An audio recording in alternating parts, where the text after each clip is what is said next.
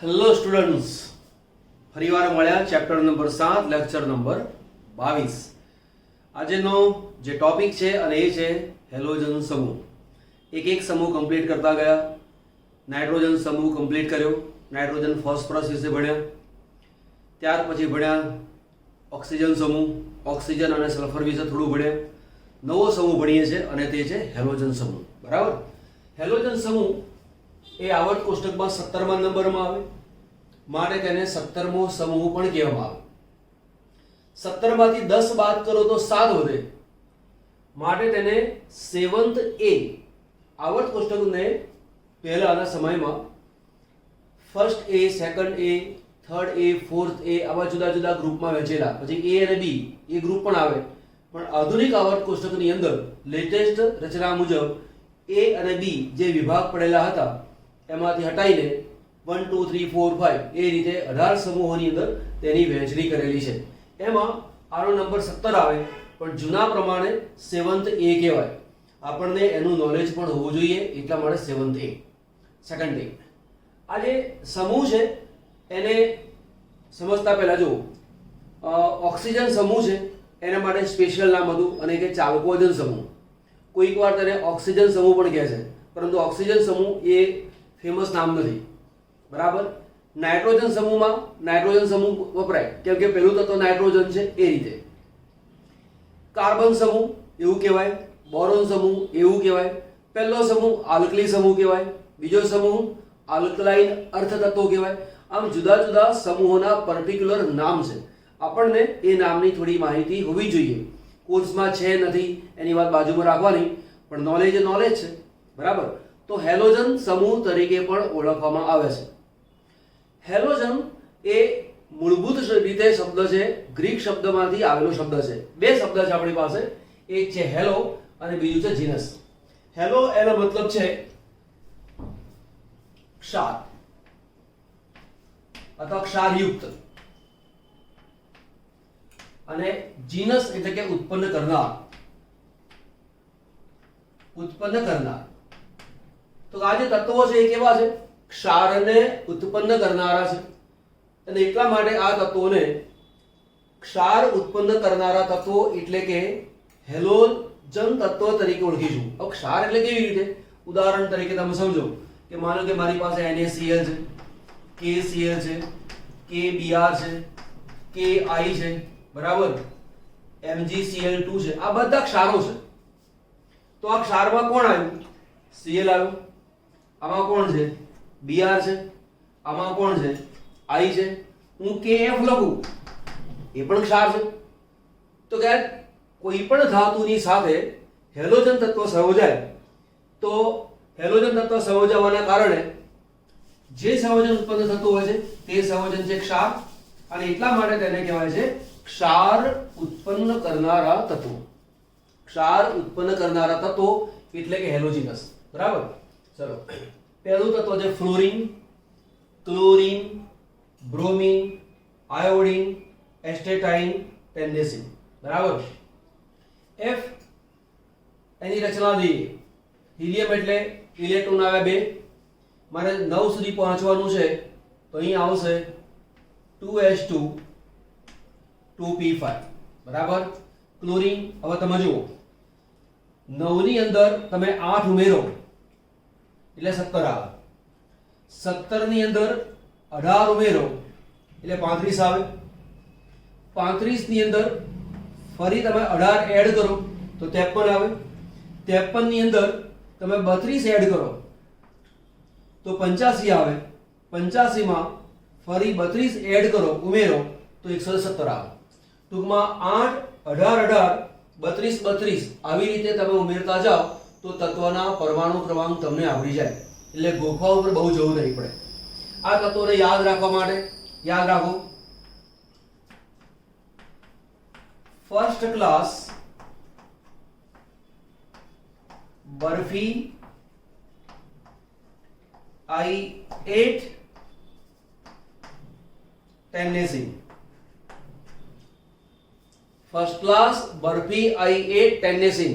હું એવું માનું કે ટેન્નેસીન એ મારો એક ફ્રેન્ડ છે. મને એવું પૂછે છે કે તમે શું ખાધું, તો હું એમ કહીશ કે મેં ફર્સ્ટ ક્લાસ બરફી ખાધી. હવે છોકરાનું નામ છે ટેનેસી, તો એ મારો ફ્રેન્ડ છે, એનું નામ છે ટેનેસી. તો ટેનેસીને એવું કહું છું કે first class barfi I ate Tennessee. તો જો ફર્સ્ટ ક્લાસ, ફર્સ્ટ એટલે કે એફ, ક્લાસ એટલે સીએલ, બરફી એટલે કે બીઆર, આઈ એટલે કે આઈ, એટ એટલે એસ્ટેટાઇન અને ટેનેસી એટલે ટીએસ. તો બધા તત્વો એક સાથે યાદ રહી ગયા. તો તમારે યાદ શું રાખવાનું? First class barfi I ate Tennessee યાદ રહી ગયા તત્વો. Second point. હવે મારે બીજું યાદ રાખવાનું છે, એફ જે છે એનો પરમાણુ ક્રમાંક યાદ રાખવાનો. તો એફ નો પરમાણુ ક્રમાંક મારે યાદ રાખવાનો હોય, એકને યાદ રાખો પછી તો વાંધો નથી આવતો. જેમ કે આનો પરમાણુ ક્રમાંક 9 મેં યાદ રાખ્યો, તો પછી 8, 18, 18, 32, 32 ઉમેરતા જાઓ તો તમામના પરમાણુ ક્રમાંક પણ યાદ રહી ગયા. ઓકે. ત્યાર પછી ઇલેક્ટ્રોન રચનાની અંદર અહીંયા જો હિલિયમ આવે તો અહીંયા neon, argon, krypton, xenon, radon આ આવે, તો એ પણ યાદ રહી ગયું. તો હવે કરવાનું શું રહ્યું? તો જુઓ, આનો પરમાણુ ક્રમાંક 2, 9 સુધી પહોંચવાનું છે એટલે 2 ને 2 4 ને 5 7. અહીંયા આવશે 3s2 3p5 2 અને 5 2 અને 5 એને બરાબર પકડી રાખવાના. આર્ગોન આવે એટલે વચ્ચે 3d મૂકી દેવાના, એટલે 3d10 4s2 4p5 અહીંયા લખવું છે તો 4d10 5s2 5p5. ઝેનોન આવે એટલે 4f14 આવે. આ 4d છે એની જગ્યાએ મૂકો 5d10. 5s2 છે અહીંયા મૂકો 6s2, અહીંયા મૂકો 6p5. આના કરતા એક ઉમેરવાનો. 4f14 છે અહીંયા મૂકો 5f14. 5d છે એની જગ્યાએ મૂકો 6d10. આ 6 છે તો 7s2 અને 7p5. તો દરેકની અંદર તમે જુઓ s2p5 s2p5 s2p5 આવતા આવે છે. તો s2p5 આવતો હોવાના કારણે તેની સામાન્ય ઇલેક્ટ્રોન રચના nh2 np5 છે. આને બરાબર પાક્કું યાદ રાખવાનું. તમને તમામે તમામ સમૂહની સામાન્ય ઇલેક્ટ્રોન રચના મોડે હોવી જોઈએ, હોવી જોઈએ, હોવી જોઈએ. હું ઘણીવાર મારા વિદ્યાર્થીઓને કહું છું કે જેમ તમને તમારું નામ પાક્કું મળે છે, જેમ તમને તમારું નામ પાક્કું મળે છે એવી રીતે દરેક સમૂહના તત્વો તમને પાક્કા મોડે હોવા જ જોઈએ. જો કેમિસ્ટ્રીને સારી રીતે શીખવું હોય તો, કેમિસ્ટ્રીનું નોલેજ સારી રીતે મેળવવું હોય તો હેલોજન સમૂહ કહો એટલે NH2 NP5 મગજમાં આવવું જોઈએ. FCl BRI એસ્ટેટાઇન ખબર પડવી જોઈએ. તમને 16મો સમૂહ પૂછેલો છે ઓસ્સારા, એવું યાદ રાખો. Oxygen, sulphur, selenium, tellurium, polonium. બરાબર? આટલા યાદ રાખશો તો ચાલશે. પોલોનિયમ પછીનું તત્વ કદાચ યાદ ના તો નોર્મલમાં યુઝ આવતા નથી બધા. બરાબર? તો આ તમામે તમામ તત્વો તમને પાક્કા મોડે હોવા જોઈએ. સામાન્ય ઇલેક્ટ્રોન રચના પાક્કી મોડે, તત્વોના નામ પાક્કા મોડે. ઓકે, આગળ લઈશું. આ જે છેલ્લું તત્વ છે, આ બે છેલ્લા બે તત્વો તો કે એસ્ટેટાઇન અને ટીએસ રેડિયો એક્ટિવ છે. બરાબર? એમાં આ જે ટેનેસીન છે એ કેવું છે? સંશ્લેષિત. સંશ્લેષિત સંશ્લેષિત એટલે કે વૈજ્ઞાનિક દ્વારા બનાવેલું. બરાબર? તો વૈજ્ઞાનિક દ્વારા બનાવેલું છે અને તેનો અર્ધ આયુષ્ય સમય કેવો છે? મિલિસેકન્ડ. અર્ધ આયુષ્ય સમય મિલિસેકન્ડમાં છે. મિલિસેકન્ડમાં એટલે કે બહુ જ ઓછા સમયમાં એ તત્વના સ્વરૂપમાં રહી શકતું નથી. ઓકે, આગળ લઈશું. પ્રાપ્તિ સ્થાનો લઈશું. CaF2 એનું નામ છે ફ્લોરસ્પાર. ફ્લોરસ્પાર. આનું નામ છે ક્રાયોલાઇટ. આનું નામ છે ક્રાયોલાઇટ. આનું નામ છે ફ્લોર એપેટાઇટ. જ્યારે આપણે ફોસ્ફરસના સંયોજનો ભણ્યા હતા કે ફોસ્ફરસ શેમાંથી પ્રાપ્ત થાય, ત્યારે આપણે એવું શીખ્યા હતા કે એપેટાઇટ પ્રકારની ખનિજોની અંદરથી ફોસ્ફરસ પ્રાપ્ત થાય છે. તો એ ફોસ્ફરસ પ્રાપ્ત થાય છે તો ફ્લોરિન પણ પ્રાપ્ત થાય. અહીંયા CaF2 હોય તો આખું જે નામ છે એ ફ્લોર એપેટાઇટ, અહીંયા Cl હોય તો ક્લોર એપેટાઇટ, અહીંયા OH હોય તો હાઇડ્રોક્સી એપેટાઇટ. એ બધા ફોસ્ફરસના સંયોજનો છે. અહીંયા F છે તો આ આપણી પાસે સંયોજન છે, એમાંથી ફોસ્ફરસ પણ મળે અને ફ્લોરિન એ પણ મળે. બરાબર. તો તમને મનમાં થાય કે સાહેબ એવું કહેવાય કે કેલ્શિયમ મળે, એવું કહેવાય કે ફોસ્ફરસ અને ઓક્સિજન મળે? તો ના કહેવાય. આ કંઈ કેલ્શિયમની મુખ્ય ખનિજ નથી. કેલ્શિયમના મુખ્ય ખનિજોમાં અલગ આવે, બરાબર, પરંતુ એમ તો ઓક્સિજન તો હવામાં પણ છે. જમીનના જેટલા ક્ષારો છે, ઓક્સાઇડયુક્ત પદાર્થો છે, એમાં પણ ઓક્સિજન છે અને આમાં પણ ઓક્સિજન છે. પણ જેમાંથી વધારે પ્રમાણમાં આપણને તત્વ મળતું હોય એના માટે ખનિજ શબ્દ વપરાય. બરાબર. દાખલા તરીકે કોપર છે તો કોપર પાયરાઇટ્સ, તો એમાંથી કોપર મુખ્યત્વે મળે છે. એમ તો ઘણા બધા પદાર્થોમાંથી કોપર મળતું હોય, પરંતુ તે બધાને એના ખનિજ તત્વ ના કહેવાય. જેમાંથી વધારે પ્રમાણમાં મળતું હોય એને તેની ખનિજ કહેવાય. આ રીતે હોય. ઓકે. બીજું ક્યાં હોય? જમીનમાં પણ હોય, નદીના પાણીમાં પણ હોય, વનસ્પતિમાં પણ હોય. પ્રાણીના હાડકા અને દાંતની અંદર ફ્લોરિન આવેલું હોય છે. તમે જ્યારે ભણો છો ત્યારે સાવ સહેલું લાગે, કેટલું સરસ છે, આપણે ખબર પડી ગઈ. ઘણી વખતે પરીક્ષામાં આપણને એવું થાય કે આવું થોડું પરીક્ષામાં પૂછાય, અને જ્યારે આપણને મનમાં એવું લાગે કે આવું પરીક્ષા ના પૂછાય તો પરીક્ષામાં એ જ પ્રશ્ન તમારી સામે આવીને ઊભો હશે. એટલે એવું કદાપી માનવાનું નહીં કે આ ના પૂછાય, ગમે તે પૂછાય. તમારે માનસિક તૈયારી પૂરેપૂરી રાખવાની. બરાબર. ચલો, ક્લોરીન, બ્રોમિન અને આયોડિન આ ત્રણે ત્રણ તત્વો મુખ્યત્વે દરિયાના પાણીમાંથી મળે. એમાં દરિયાના પાણીમાં સૌથી જો વધારે કોઈ હોય તો કોણ હોય? એ છે ક્લોરીન, NaCl તરીકે. પણ તે ઉપરાંત અહીંયા છે સોડિયમ, પોટેશિયમ, મેગ્નેશિયમ અને કેલ્શિયમના ક્લોરાઇડ, બ્રોમાઇડ, આયોડાઇડ. તમે સમજો કેવી રીતે? કાં તો મારી પાસે NaCl છે, કાં તો MgCl2 છે, કાં તો CaCl2 છે, કાં તો KCl છે. તો આ બધાની અંદર Cl Cl Cl Cl આવેલો છે. તો સમુદ્રની અંદર આ ક્ષારો જોવા મળે છે. ચલો માનો કે બ્રોમાઇડની વાત કરો તો NaBr, KBr, MgBr2, CaBr2. એ જ પ્રમાણે NaI, KI, MgI2, CaI2 આ સ્વરૂપની અંદર ક્ષારો પ્રાપ્ત થાય અને એ ક્ષારોની અંદરથી આપણને હેલોજન તત્વ પ્રાપ્ત થતું હોય છે. દરિયાના પાણીમાં મુખ્યત્વે જો આપણને જોવા મળતું હોય તો એ કોણ છે? મીઠું. બરાબર. NaCl છે અને એ NaCl નું પ્રમાણ દરિયાની અંદર કેટલું છે? 2.5% દળથી, એટલે જે વજન થતું ટોટલ એમાં 2.5% માત્ર NaCl ના છે. એવું યાદ રાખજો. પછી છે શુષ્ક સમુદ્રોના નિક્ષેપોમાં. શુષ્ક સમુદ્ર છે શું?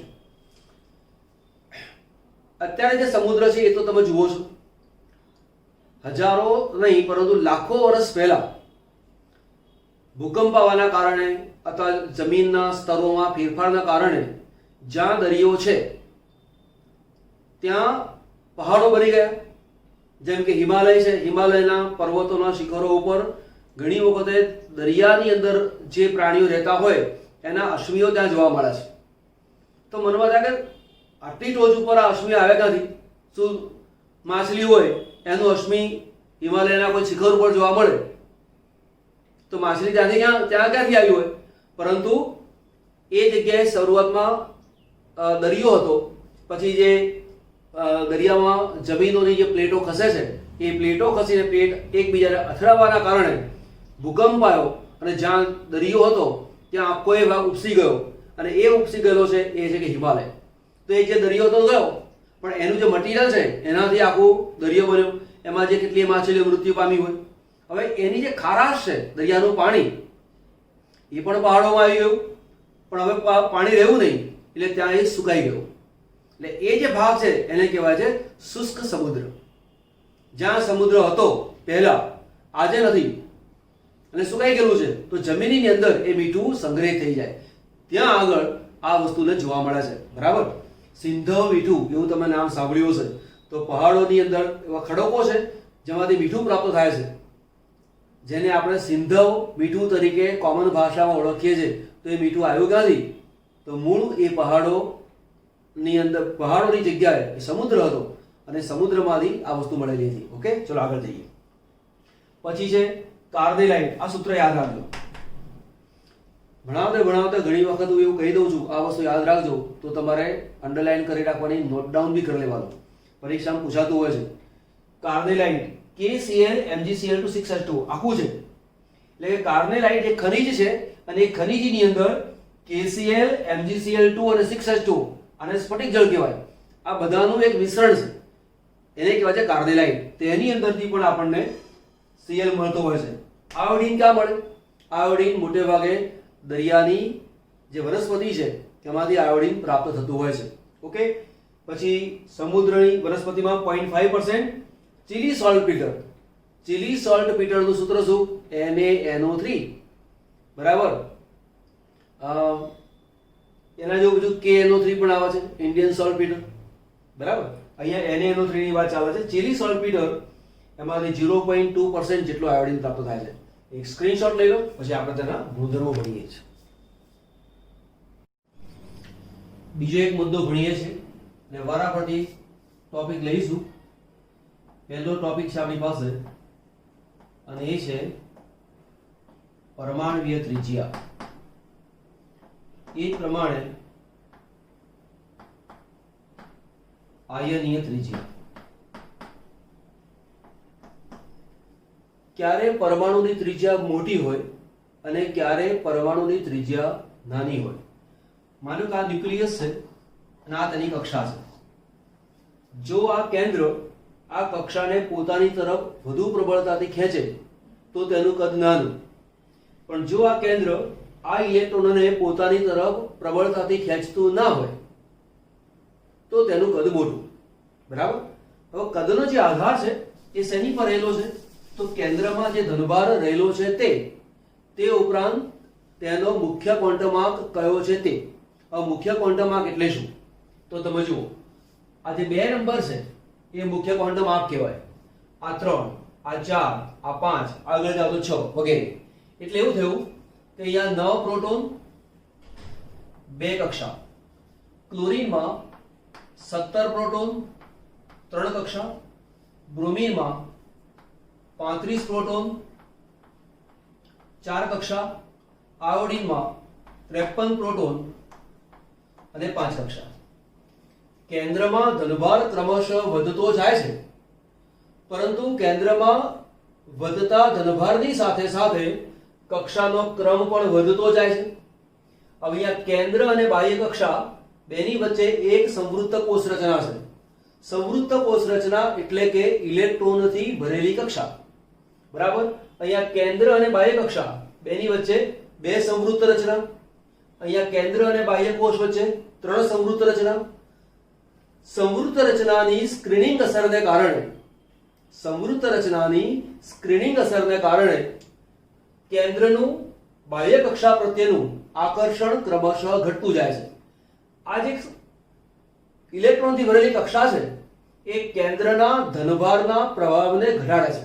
એટલે ભલે કેન્દ્રમાં ધનભાર વધતો જાય, પરંતુ સાથે સાથે અહીંયા 1 સંવૃત્ત રચના, 2 સંવૃત્ત રચના, 3 સંવૃત્ત રચના, 4 સંવૃત્ત રચના, સંવૃત્ત કોષ રચનાની સંખ્યા વધતી જાય, સ્ક્રીનિંગ અસર વધતી જાય, તેથી કેન્દ્રનું બાહ્ય કક્ષાના ઇલેક્ટ્રોનને પોતાની તરફ આકર્ષવાનું વલણ ઘટતું જાય અને માટે ક્રમશઃ પરમાણ્વીય ત્રિજ્યા વધતી જાય. તો પરમાણ્વીય ત્રિજ્યાની જો વાત કરવા જઈએ તો F એના કરતા Cl મોટું, એ જ પ્રમાણે એના કરતા Br મોટું, એના કરતા I મોટું. જો દરેકમાં 1 ઇલેક્ટ્રોન દાખલ કરીએ તો તે ઋણાયન બને. તો ઋણાયનમાં પણ ત્રિજ્યા આ જ રીતે વધે. તો F minus, Cl minus, Br minus અને I માઈનસ. કેમ કે દરેકમાં એક જ ઇલેક્ટ્રોન વધે છે, પરિણામમાં કોઈ ફેર પડતો નથી. હવે આ ઉપરથી નીચે તરફ ગયા. હવે બીજી વસ્તુ લઈએ. આવર્ત નંબર 2 લઈએ. આવર્ત 2 એમાં કયા કયા તત્વો છે તો તમે જુઓ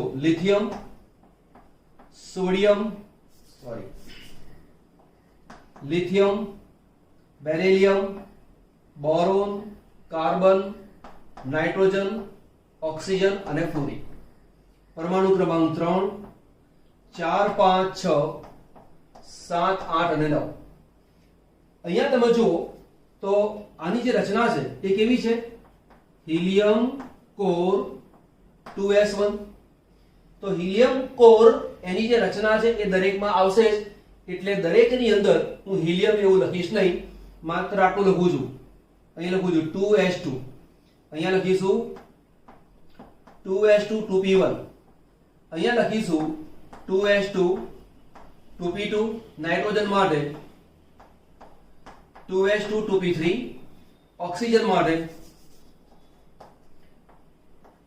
2s2 2p4 અને ફ્લોરિન માટે 2s2 2p5 હવે તમે જુઓ 3 પ્રોટોન 4 પ્રોટોન 6 7 8 7 8 અને 9 બરાબર 3 4 5 6 7 8 અને 9 ક્રમશઃ કેન્દ્રમાં ધનભાર વધતો ગયો અહીંયા પણ ક્રમશઃ કેન્દ્રમાં ધનભાર વધતો ગયો પણ બંનેમાં ફેર છે અહીંયા એક જ સમૂહમાં ઉપરથી નીચે તરફ જાવ છો જ્યારે અહીંયા ડાબી બાજુથી જમણી બાજુ તરફ જાવ છો ધનભાર અહીંયા પણ વધે ધનભાર અહીંયા પણ વધે પણ બંનેમાં ફેર છે આનો કક્ષાનો ક્રમ બદલાતો જાય કક્ષાનો ક્રમ 2 પછી 3 પછી 4 પછી 5 જ્યારે અહીંયા કક્ષા નંબર 2 અહીંયા પણ 2 આ જગ્યા પણ 2 તો દરેકની અંદર આ જે 2 નંબર છે એ બદલાતો નથી તો એવું કહેવાય 3 પ્રોટોન 2 કક્ષા 4 પ્રોટોન 2 કક્ષા 5 પ્રોટોન 2 કક્ષા 6 પ્રોટોન 2 કક્ષા 7 પ્રોટોન 2 કક્ષા 8 પ્રોટોન 2 કક્ષા 9 પ્રોટોન 2 કક્ષા તો 3 પ્રોટોન 2 કક્ષાને પોતાની તરફ જેટલી પ્રબળતાથી આકર્ષે એના કરતા આ વધુ આકર્ષે એના કરતા અહીંયા આકર્ષણ વધારે એના કરતા અહીંયા આકર્ષણ વધારે અને પરિણામે એક જ આવર્તમાં ડાબી બાજુથી જમણી બાજુ તરફ જાઓ છો તો કદ ક્રમશઃ ઘટતું જાય આ રીતે ઘટતું ગયું તો આપણો જે બીજો આવર્ત છે આવર્ત 2 એની અંદર lithium beryllium boron carbon nitrogen oxygen અને ફ્લોરિન આ ફ્લોરિન સૌથી છેલ્લો આવે ફરી લઈએ sodium magnesium aluminium silicon phosphorus sulphur અને ક્લોરીન અહીંયા ક્લોરીન છેલ્લું આવે તો આવર્ત 2 ની અંદર સૌથી છેલ્લું તત્વ ફ્લોરિન એટલે કે હેલોજન આવર્ત નંબર 3 ની અંદર સૌથી છેલ્લું તત્વ ક્લોરીન એટલે કે હેલોજન તો આખા આવર્તમાં Cl નું કદ સૌથી નાનું આના આખા આવર્તમાં ફ્લોરિન નું કદ સૌથી નાનું તો કહેવાનો મતલબ એવો છે કે દરેક આવર્તમાં રહેલા હેલોજન તત્વનું કદ આખા આવર્તમાં સૌથી નાનું હોય તો અગત્યનો પોઈન્ટ આ થયો કે દરેક આવર્તમાં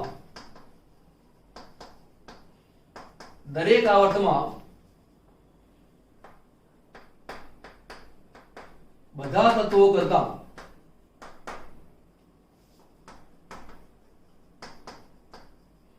તે આવર્તના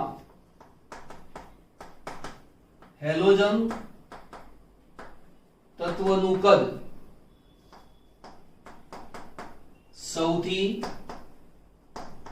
નાનું હોય બરાબર આ બહુ જ અગત્યનો મુદ્દો થયો તો બીજા આવર્તમાં સૌથી નાનું કોણ તો ફ્લોરિન ત્રીજા આવર્તમાં સૌથી નાનું કોણ ક્લોરીન આવર્ત કયો છે ખબર કેવી રીતે પડે અહીંયા જોવાનું આ 2 નંબર છે તો 2 નંબરનો આવર્ત તો 2 નંબરના આવર્તમાં સૌથી નાનું ફ્લોરિન 3 નંબરના આવર્તમાં સૌથી નાનું ક્લોરીન 4 નંબરના આવર્તમાં સૌથી નાનું બ્રોમિન હવે એમસીક્યુ થઈ જાય તમને આ પ્રશ્ન પૂછે કે ત્રીજો આવર્ત બીજો આવર્ત ચોથો આવર્ત પાંચમો આવર્ત આડા અવળી ક્રમ આપ્યા છે પછી કે આ આવર્તમાં સૌથી નાના કદના પરમાણુ અનુક્રમે ખાલી જગ્યા ડેશ ડેશ ડેશ તો આ રીતે એમસીક્યુ બનાવવો હતો બની શકે બરાબર તો કહેવાનો મતલબ એ છે કે FCl BRI ક્રમશઃ કદ વધતું જાય છે કેમ કે મુખ્ય ક્વોન્ટમમાં n વધતો જાય છે, પરંતુ દરેક આવર્તમાં, આવર્ત એટલે કે આડો, હેલોજન સૌથી છેલ્લો આવે અને તેનું કદ સૌથી નાનું આવે. બીજો પોઈન્ટ ભણીશું અને એ છે પરમાણુની ત્રિજ્યા ભણ્યા, આયનીય ત્રિજ્યા ભણ્યા. હવે લખીશું આયનીકરણ એન્થાલ્પી. આયનીકરણ એન્થાલ્પી. આયનીકરણ એન્થાલ્પીનો મતલબ શું? તો માની લો કે મારી પાસે એક m પરમાણુ છે, એ વાયુ સ્વરૂપમાં છે, એની અંદર હું ઊર્જા આપું છું. ઊર્જા આપવાના કારણે આમાંથી એક ઇલેક્ટ્રોન દૂર થયો, એક ઇલેક્ટ્રોન દૂર થયો માટે 1 પ્લસ, અને એક ઇલેક્ટ્રોન દૂર કર્યો માટે 1 લખ્યો. અત્યારે એક જ ઇલેક્ટ્રોનની વાત કરીએ છીએ. આયનીકરણ એન્થાલ્પી એના માટે શબ્દ વાપરીશું આયોનાઇઝેશન એન્થાલ્પી. એટલે લખીશું ડેલ્ટા IH. I શેના માટે છે? આયોનાઇઝેશન માટે, આયનીકરણ માટે. પરમાણુમાંથી ઇલેક્ટ્રોનને દૂર કરવાનો હોય, પરમાણુમાંથી ઇલેક્ટ્રોનને દૂર કરવાનો હોય તો ઊર્જા આપવી પડે, અને જે ઊર્જા આપીએ એ ઊર્જાને કહેવાય છે આયનીકરણ એન્થાલ્પી. હવે જો પરમાણુનું કદ નાનું છે, આપણે એક કામ કરી દઈએ, અહીંયા પરમાણુના કદ દોરી દઈએ છે, એટલે વારંવાર દોરવું પડે નહીં અને સરળતાથી સમજી શકો. બરાબર? આની કોઈ જરૂર નથી, એટલે ને ડિલીટ કરી દઈએ આપણે, એટલે બીજું લખવામાં આપણને અનુકૂળતા આવે. ઓકે, તો અહીંયા FClBri ક્રમશઃ કદ વધતું જાય. કદ વધતું જાય માટે ઇલેક્ટ્રોનનું કેન્દ્ર પ્રત્યેનું આકર્ષણ ઘટતું જાય. હવે જુઓ, અહીંનો ઇલેક્ટ્રોન કેન્દ્ર પ્રત્યે જેટલી પ્રબળતાથી આકર્ષાયેલો હોય એના કરતા અહીંયા કેન્દ્ર પ્રત્યે ઓછો આકર્ષાયેલો હોય. કેમ કે આ કેન્દ્રની નજીકમાં છે, કેન્દ્રથી દૂર છે. તો જેમ જેમ F થી I તરફ તમે જાઓ છો, પરમાણુનું કદ વધે છે, માટે ઇલેક્ટ્રોનનું કેન્દ્ર પ્રત્યેનું આકર્ષણ ઘટે છે, માટે આયનીકરણ એન્થાલ્પી ક્રમશઃ ઘટે છે. તો F થી I ડેલ્ટા IH1 ક્રમશઃ ઘટે. બીજો પોઈન્ટ છે અને એ છે વિદ્યુત ઋણતા. વિદ્યુત ઋણતા કોને કહેવાય? તો માની લો કે મારી પાસે એક પરમાણુ X છે અને બીજો પરમાણુ Y છે. એક ઇલેક્ટ્રોન X નો છે, બીજો પરમાણુ Y નો છે. આ બંને ઇલેક્ટ્રોનને X પોતાની તરફ આકર્ષવા પ્રયત્ન કરે, Y પોતાની તરફ આકર્ષવા માટે પ્રયત્ન કરે. તો પરમાણુની બંધના ઇલેક્ટ્રોનને પોતાની તરફ આકર્ષવાની જે ટેન્ડન્સી છે, પોતાની તરફ આકર્ષવાની જે વૃત્તિ છે, એ વૃત્તિને કહેવાય છે વિદ્યુત ઋણતા. જો પરમાણુ ઇલેક્ટ્રોનને વધુ પ્રબળતાથી ખેંચે તો વિદ્યુત ઋણતા વધારે, જો ઓછી પ્રબળતાથી ખેંચે તો વિદ્યુત ઋણતા ઓછી. તો આ જે તત્વો છે, આમ તો બધા જ હેલોજન તત્વો પ્રબળ વિદ્યુત ઋણ તત્વો છે. તો પહેલો પોઈન્ટ તો એ છે કે બધા હેલોજન તત્વો પ્રબળ વિદ્યુત ઋણ તત્વો છે. કેમ એવું? એનું કારણ છે એની રચના છે NH2np5. સંયોજકતા કોષની અંદર 7 ઇલેક્ટ્રોન છે. અષ્ટક પૂરું કરવા માટે 1 ઇલેક્ટ્રોનની જરૂર પડે. જો એ 1 ઇલેક્ટ્રોન મળી જાય તો અષ્ટક પૂરું થઈ જાય. તો દરેકે દરેક હેલોજન પરમાણુ 1 ઇલેક્ટ્રોન મેળવવાની અંદર બહુ ઈચ્છા ધરાવે છે, અને પરિણામે દરેક હેલોજન પરમાણુની વિદ્યુત ઋણતા વધારે છે. પણ હેલોજન પરમાણુઓમાં અંદર સરખામણી કરવી હોય તો જેનું કદ નાનું હોય એ ઇલેક્ટ્રોનને પોતાની તરફ વધુ પ્રબળતાથી ખેંચે. તો અહીંયા તમે જુઓ, F કરતા Cl મોટું, Cl કરતા Br મોટું, Br કરતા I મોટું. પરિણામે બંધના ઇલેક્ટ્રોનને F જેટલી પ્રબળતાથી ખેંચે એના કરતા Cl થોડું ઓછું ખેંચે, એના કરતા અહીંયા ઓછું. તો વિદ્યુત ઋણતાનો જે ક્રમ છે એ F, પછી આવશે Cl, પછી Br અને ત્યાર પછી આવે છે I. બરાબર? આની વિદ્યુત ઋણતા 4.0 છે. ઘણી વખત એની વિદ્યુત ઋણતા જુદા જુદા આંકડાઓમાં દર્શાવે છે. કોઈક વાર નજીકના આંકડાઓ મૂકે છે, 3.0 પણ મૂકે. બરાબર? અને 3.15 એવું પણ મૂકેલું હોય છે. અત્યારે બધા આંકડામાં પડતા નથી, પરંતુ FClBrI એ વિદ્યુત ઋણતાનો ક્રમ છે એવું યાદ રાખજો. ત્યાર પછીનો પોઈન્ટ છે આપણી પાસે, અને એ છે ઇલેક્ટ્રોન પ્રાપ્તિ એન્થાલ્પી.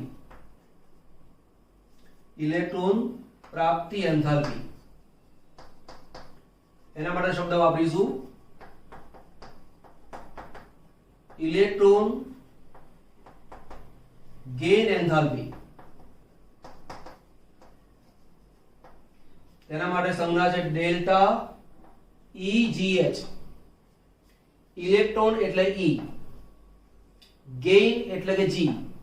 ગેઇન એટલે પ્રાપ્ત કરવું. ઇલેક્ટ્રોન પ્રાપ્ત કરો તો ઉર્જા મુક્ત થાય. હંમેશા મુક્ત થાય એવું નથી. કેટલાક પરમાણુ એવા હોય છે કે ઇલેક્ટ્રોન દાખલ કરીએ તો ઉર્જા સામેથી આપવી પડે, જેમ કે બેરિલિયમ, મેગ્નેશિયમ, કેલ્શિયમ. બરાબર, અત્યારે આપણે તેની અંદર જતા નથી, માત્ર હેલોજનની સરખામણી કરીએ છીએ. તો માનો કે આપણી પાસે M એક પરમાણુ છે, વાયુ સ્વરૂપમાં છે, એમાં ઇલેક્ટ્રોન દાખલ કરીએ છીએ તો તેમાંથી બને છે M ગેસ માઇનસ અને ઉર્જા મુક્ત થાય છે. પરમાણુ તટસ્થ છે, વાયુ સ્વરૂપમાં છે, એમાં ઇલેક્ટ્રોનને દાખલ કર્યો એટલે તે ઋણાયન બન્યો. ઋણાયન બન્યો, ઉર્જા મુક્ત થઈ. આ ઉર્જાને કહેવાય છે ઇલેક્ટ્રોન પ્રાપ્તિ એન્થાલ્પી. પરમાણુ ઇલેક્ટ્રોનને પ્રાપ્ત કરે અને જે ઉર્જા મુક્ત થાય તે ઉર્જાને ઇલેક્ટ્રોન પ્રાપ્તિ એન્થાલ્પી કહેવાય. હવે સવાલ એ છે કે ક્યારે ઉર્જા વધારે મુક્ત થાય અને ક્યારે ઉર્જા ઓછી મુક્ત થાય. તો કે જો પરમાણુને ઇલેક્ટ્રોન માટે આકર્ષણ વધારે હોય તો ઉર્જા વધારે મુક્ત થશે, અને ઇલેક્ટ્રોન માટે આકર્ષણ ઓછું છે તો ઉર્જા ઓછી મુક્ત થાય. તો એ પ્રમાણે આનું કદ સૌથી મોટું છે, એને ઇલેક્ટ્રોન માટે આકર્ષણ ખરું પણ અન્ય તત્વોની સરખામણીમાં ઓછું છે. પરિણામે આની અંદર ઇલેક્ટ્રોન તમે દાખલ કરો અને જે ઉર્જા મુક્ત થાય એના કરતા આમાં ઇલેક્ટ્રોન દાખલ કરો તો ઉર્જા વધારે મુક્ત થાય. એટલે કે I જે છે એની ઇલેક્ટ્રોન પ્રાપ્તિ એન્થાલ્પી સૌથી ઓછી. એના કરતા વધારે કોની? Br ની. એના કરતા વધારે કોની? Cl ની. એના કરતા વધારે કોની હોવી જોઈએ? F ની હોવી જોઈએ. પરંતુ એવું નથી. F ની ઇલેક્ટ્રોન પ્રાપ્તિ એન્થાલ્પી ઓછી છે. એટલે તરત મનમાં થાય કે સાહેબ કેમ? ચલો ચર્ચા કરી લઈએ. તો જ્યાં થોડોક ચર્ચામાં વસ્તુ આવતી હોય, જ્યાં આડોઅવળો ક્રમ આવતો હોય તો સમજી લેવાનું પરીક્ષાની દ્રષ્ટિએ તે બહુ જ અગત્યનું છે. એવું ખાસ પૂછાય. તો એવું શું થયું કે F ની અંદર ઇલેક્ટ્રોન દાખલ કરો છો તો ઓછી ઉર્જા મુક્ત થાય છે? તો પહેલી વાત એ કે F માં ઇલેક્ટ્રોન દાખલ કરો છો અને ઉર્જા ઓછી મુક્ત થાય છે, એનું કારણ એવું છે કે F ને ઇલેક્ટ્રોન માટે થોડું ઓછું આકર્ષણ છે. તો કે કેમ ઓછું આકર્ષણ છે? તો જુઓ, આ બધા તત્વોની અંદર F નું કદ સૌથી નાનું છે. F નું કદ સૌથી નાનું છે. પરિણામે શું થાય? આ કેન્દ્ર, આ પરમાણુના કક્ષકો જે છે એને પોતાની તરફ પ્રબળતાથી ખેંચે છે. એટલે કે જે રચના છે એ કોમ્પેક્ટ બને, સંકુલિત બને. સંકુલિત બનવાને કારણે, કોમ્પેક્ટ બનવાને કારણે આ P કક્ષકના ઇલેક્ટ્રોન નજીકમાં આવી જાય. માનો કે P કક્ષક છે, એક આકૃતિ તરીકે હું દોરું છું સમજાવવા માટે. આ રીતે દોર્યું અને વધુ ખેંચે તો આને હું નજીક બનાવું છું. હવે માનો કે 1 2 3 4 અને 5 ઇલેક્ટ્રોન આ રીતે મૂક્યા અને અહીંયા મેં લખે 1 2 3 4 અને 5. તો આના કરતા આ જે રચના છે એ કોમ્પેક્ટ છે. હવે રચનામાં કોમ્પેક્ટ હોવાને કારણે, સંકુલિત હોવાને કારણે ઇલેક્ટ્રોન એકબીજાની નજીકમાં આવી ગયા. ઇલેક્ટ્રોન એકબીજાની નજીકમાં આવવાના કારણે તેમની વચ્ચે અંદર અપાકર્ષણ થયું. પરિણામે નવો ઇલેક્ટ્રોન દાખલ કરવા જાઓ તો એના માટે થોડું આકર્ષણ ઓછું છે, માટે અહીંયા ઓછી ઉર્જા મુક્ત થાય છે અને માટે Cl કરતા F ની ઇલેક્ટ્રોન પ્રાપ્તિ એન્થાલ્પી ઓછી છે. જો તેને આપણે ગ્રાફની દ્રષ્ટિએ દર્શાવીએ, એને ગ્રાફની દ્રષ્ટિએ સમજાવીએ તો આવું બને. માનો કે આ ગ્રાફ આ રીતે છે. આ છે ઉર્જા, આ છે પરમાણુ ક્રમાંક. તો અહીંયા માની લો કે આપણી પાસે F છે, તો અહીંયા મૂકું છું F, અહીંયા મૂકું છું Cl Br થોડું નીચે આવશે અને I તેના કરતા નીચું આવે, એટલે કે Cl માં ઇલેક્ટ્રોન દાખલ કરો તો ઉર્જા સૌથી વધારે મુક્ત થાય, એના કરતા ઓછી અહીંયા, એના કરતા ઓછી અહીંયા. લેવલ બતાવવા જાવ તો આના કરતા આ લેવલ ઓછું આવે, તેનું ધ્યાન આપજો. ઘણી વખતે MCQ માં આવા ગ્રાફ આપે છે, કયો ગ્રાફ સાચો, તો એને ધ્યાન આપી લેવાનું. શું ભણીએ આપણે? ઇલેક્ટ્રોન પ્રાપ્તિ એન્થાલ્પી. ચલો નવો પોઈન્ટ ભણી લઈશું. અને એ છે બંધ ઉર્જા. બંધ ઉર્જા. બંધ ઉર્જા એટલે શું? બે પરમાણુ હોય, એ બે પરમાણુ વચ્ચેના બંધને તમે તોડો અને એના માટે જે ઉર્જા આપો એને કહેવાય છે બંધ ઉર્જા. બિલકુલ સિમ્પલ ખબર પડે કે જો પરમાણુ પરમાણુ વચ્ચેનું આકર્ષણ બળ વધારે હોય તો તેને છૂટા પાડવા માટે વધારે ઉર્જા જોઈએ, અને જો પરમાણુ પરમાણુ વચ્ચે આકર્ષણ ઓછું હોય તો તેને છૂટા પાડવા માટે ઓછી ઉર્જા જોઈએ. હવે બે પરમાણુ માનો કે આ રીતે છે, બીજા બે પરમાણુ આ રીતે છે, ફરી બે પરમાણુ આ રીતે છે, તો કે જેમ કદ મોટું થતું જાય તેમ તેમ બે કેન્દ્રો વચ્ચેનું અંતર વધતું જાય. જો કેન્દ્ર વચ્ચેનું અંતર વધતું જાય તો બે પરમાણુ વચ્ચેનું આકર્ષણ ઘટતું જાય. કેમ? તો જુઓ, આ ઇલેક્ટ્રોન છે એને આ કેન્દ્ર ખેંચે, આ ઇલેક્ટ્રોન છે એને આ કેન્દ્ર ખેંચે. હવે કેન્દ્રથી આ ઇલેક્ટ્રોન દૂર છે, જ્યારે આ કેન્દ્રથી આ ઇલેક્ટ્રોન નજીકમાં છે, તો સ્વાભાવિક છે કે અહીંયા જેટલું આકર્ષણ હોય એના કરતા અહીંયા આકર્ષણ વધારે હોય, એના કરતા અહીંયા આકર્ષણ વધારે હોય. તો આ બંધને તોડવા માટે ઉર્જા ઓછી જોઈએ, એના કરતા આ બંધને તોડવા માટે ઉર્જા વધુ જોઈએ, એના કરતા આ બંધને તોડવા માટે ઉર્જા વધુ જોઈએ. તો આપણે વિચારી લઈએ કે સૌથી મોટું કદ કોનું? ક્લોરીનનું. તો બંધ ઉર્જા જે છે, સોરી આયોડિનનું, તો સૌથી વધારે બંધ ઓછામાં ઓછી ઉર્જા હોય બંધ તોડવા માટે તો કોની આવે? આયોડિન. બરાબર. આયોડિન ત્યાર પછી તમે ગણવા જાઓ, આયોડિન પછી આવશે અહીંયા Br2 આવે, ત્યાર પછી આવે Cl2.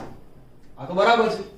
પણ જો F2 ની વાત કરવા જઈએ તો આ બે કરતા F2 ની બંધ ઉર્જા ઓછી વધારે નથી, પરંતુ આવે છે આ રીતે: Cl2, Br2, ત્યાર પછી આવે F2 અને ત્યાર પછી આવે છે I2. તો F2 ની બંધ ઉર્જા આટલી બધી ઓછી કેમ થઈ ગઈ? બરાબર. F2 નું કદ તો સૌથી નાનું છે, તો બંધને તોડવા માટે ઉર્જા સૌથી વધારે જોઈએ, પરંતુ અહીંયા તો બ્રોમિન કરતા પણ F2 ની બંધ ઉર્જા ઓછી છે. તેનો મતલબ એવો થયો કે બે F પરમાણુ આપેલા છે, F2 ની અંદર બે F જે પરમાણુ આપેલા છે એની વચ્ચે આકર્ષણ ક્લોરીન અને બ્રોમિનની સરખામણીમાં ઓછું છે. તો પ્રશ્ન થાય કે એવું કેમ છે? તો સમજો, આની વિદ્યુત ઋણતા બહુ વધારે છે. વધારે હોવાના કારણે અગાઉ વાત કરી હતી તેની રચના કોમ્પેક્ટ છે, સંકુલિત છે, માટે બે F પરમાણુઓ ખૂબ જ નજીકમાં આવી જાય. બે પરમાણુ ખૂબ નજીકમાં આવે, પરિણામે એના જે અબંધકારક ઇલેક્ટ્રોન યુગ્મો છે એ ઇલેક્ટ્રોન યુગ્મ પણ નજીકમાં આવે. ઇલેક્ટ્રોન યુગ્મ નજીકમાં આવવાના કારણે તેની વચ્ચેનું જે આકર્ષણ છે એ ઓછું થઈ જાય. ઇલેક્ટ્રોનને કારણે બે પરમાણુઓ એકબીજાથી દૂર જવા માટે પ્રયત્ન કરે, અને એ સંજોગોમાં તમે તોડવા માટે ઉર્જા આપો તો થોડીક ઉર્જા આપો અને બંધ તૂટી જાય. તો માટે F2 ની બંધ ઉર્જા આ બે કરતા ઓછી છે.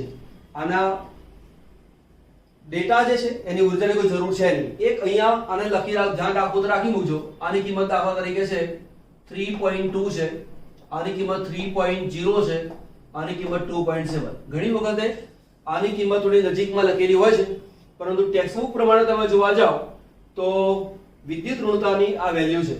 આને યાદ રાખજો. આમ તમને પૂછતા નથી કે વિદ્યુત ઋણતાનું મૂલ્ય કેટલું છે, એ રીતે નહીં પૂછે, પરંતુ યાદ એટલા માટે રાખવાનું છે કે એ યાદ રાખેલું હશે તો એનો રેફરન્સ કેટલાક MCQ ના આન્સર આપવાની અંદર તમને બહુ જ સરળ પડશે. બરાબર. તો આટલા પોઈન્ટ નોટ કરી લો, પછી આપણે નવો પોઈન્ટ ભણી લઈએ. ક્વેશ્ચન છે આપણી પાસે, F2 ની ઇલેક્ટ્રોન પ્રાપ્તિ એન્થાલ્પી Cl2 થી ઓછી છે. બરાબર. અને છતાં પણ F2 એ વધુ પ્રબળ ઓક્સિડેશન કરતા છે. હવે ઓક્સિડેશન કરતા કોને કહેવાય? જે પદાર્થ ઇલેક્ટ્રોનને આકર્ષતો હોય એ ઓક્સિડેશન કરતા. પ્રબળતાથી આકર્ષે તો પ્રબળ ઓક્સિડેશન કરતા. હવે ક્વેશ્ચન એ છે કે જો પ્રબળતાથી ઇલેક્ટ્રોન આકર્ષતો હોય તો F2 ની ઇલેક્ટ્રોન પ્રાપ્તિ એન્થાલ્પી વધારે હોવી જોઈએ, પણ F2 ની ઇલેક્ટ્રોન પ્રાપ્તિ એન્થાલ્પી તો ઓછી છે, તો પછી F2 વધારે પ્રબળતાથી ઇલેક્ટ્રોન આકર્ષે છે એવું કેવી રીતે કહેવાય? એવું કેવી રીતે કહેવાય કે F2 એ વધુ પ્રબળ ઓક્સિડેશન કરતા છે? તો સમજો, ઇલેક્ટ્રોન પ્રાપ્તિ એન્થાલ્પી એ વસ્તુ જુદી છે. F ની અંદર ઇલેક્ટ્રોન દાખલ કરો છો, F ઇલેક્ટ્રોન સ્વીકારવા માટે તૈયાર નથી. કેમ નથી? એટલા માટે કે F નું કદ નાનું છે, એની રચના કોમ્પેક્ટ છે, ઇલેક્ટ્રોનમાં અંદર અંદર અપાકર્ષણ થવાના કારણે નવા ઇલેક્ટ્રોન માટે ઓછું આકર્ષણ ધરાવે છે. માટે ક્યારે ઇલેક્ટ્રોન દાખલ કરો છો ત્યારે. પણ F2 એ વધુ પ્રબળ ઓક્સિડેશન કરતા છે. એના 3 રીઝન છે. એક, પહેલું છે બંધ વિયોજન એન્થાલ્પી. તો આના કરતા આની બંધ વિયોજન એન્થાલ્પી ઓછી છે. કેમ ઓછી છે? એક તો F, માનો કે Cl અને Cl અહીંયા છે, F અને F અહીંયા છે, બરાબર. કદ નાનું છે, અબંધકારક ઇલેક્ટ્રોન યુગ્મ એકબીજાની વધુ નજીકમાં આવે છે. અબંધકારક ઇલેક્ટ્રોન યુગ્મ એકબીજાની વધુ નજીકમાં આવતા હોવાના કારણે થોડુંક અપાકર્ષણ રહેલું છે. અપાકર્ષણ રહેલું હોવાના કારણે આ બંધને તોડો, બંધ તૂટી જશે. હવે પરિસ્થિતિ શું થાય કે F તૂટી ગયો, છૂટો પડી ગયો આ રીતે 2 2 4 2 6 અને 1 7. હવે અષ્ટક પૂરું કરવા માટે એક ઇલેક્ટ્રોન માટે એ પ્રબળ આકર્ષણ બળ ધરાવે છે. તો F2 ની બંધ વિયોજન એન્થાલ્પી ઓછી હોવાના કારણે એનો બંધ ઝડપથી તૂટી જાય છે. બંધ તૂટી જવાના કારણે F છૂટો પડી જાય, એની પાસે 7 ઇલેક્ટ્રોન છે. એક ઇલેક્ટ્રોનને મેળવવા માટે પ્રબળતાથી અન્યના ઇલેક્ટ્રોનને ખેંચવા માટે પ્રયત્ન કરે છે, અને માટે ક્લોરીન કરતા ફ્લોરીન એ વધુ પ્રબળ ઓક્સિડેશન કરતા છે. સેકન્ડ છે કે ક્લોરીન કરતા ફ્લોરીનની જલીયકરણ એન્થાલ્પી વધારે છે. હવે જલીયકરણ એન્થાલ્પી એટલે શું? પદાર્થની અંદર પાણીનો અણુ દાખલ કરો અને જે ઊર્જા મુક્ત થાય એ ઊર્જાને કહેવાય છે જલીયકરણ એન્થાલ્પી. જે પદાર્થની જલીયકરણ એન્થાલ્પી વધારે હોય એ વધુ પ્રબળ ઓક્સિડેશન કરતા. એ રીતે વિચારવા જઈએ તો આના કરતા આ વધુ પ્રબળ ઓક્સિડેશન કરતા છે. ત્રીજું રીઝન છે અને એ છે વિદ્યુત ધ્રુવ પોટેન્શિયલ. હવે તમે જુઓ, F2 એનો ઓક્સિડેશનાંક 0, F માઈનસ એનો ઓક્સિડેશનાંક છે -1. 0 માંથી -1 થયા એટલે કે ઓક્સિડેશનાંકનો ઘટાડો થયો, માટે પ્રક્રિયા બની ગઈ રિડક્શન. 0 ઓક્સિડેશનાંક, -1 ઓક્સિડેશનાંક, 0 માંથી -1 થયા, ઓક્સિડેશનાંક ઘટ્યો, માટે પ્રક્રિયા બની ગઈ રિડક્શન.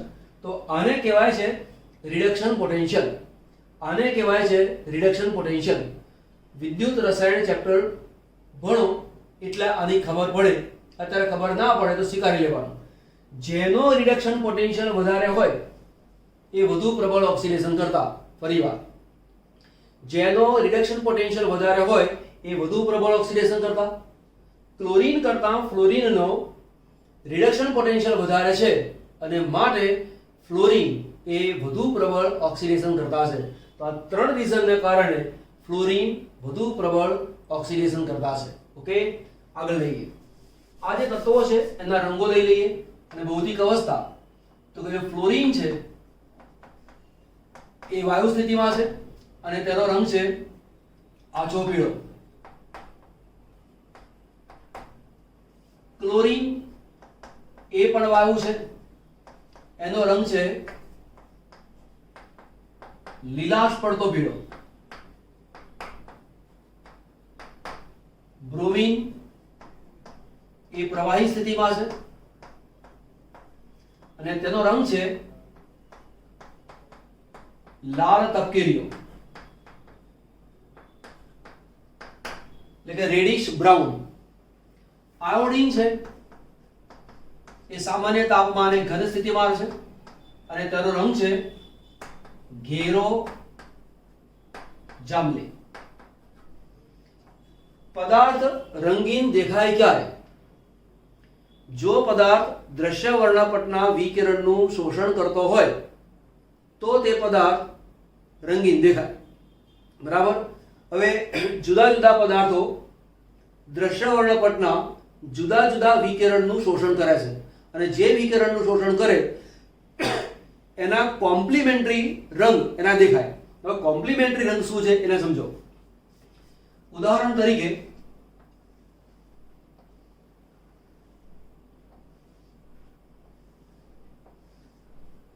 આને કહેવાય છે કલર રાઉન્ડ. જેમ કે વી એટલે વાયોલેટ એટલે કે જાંબલી,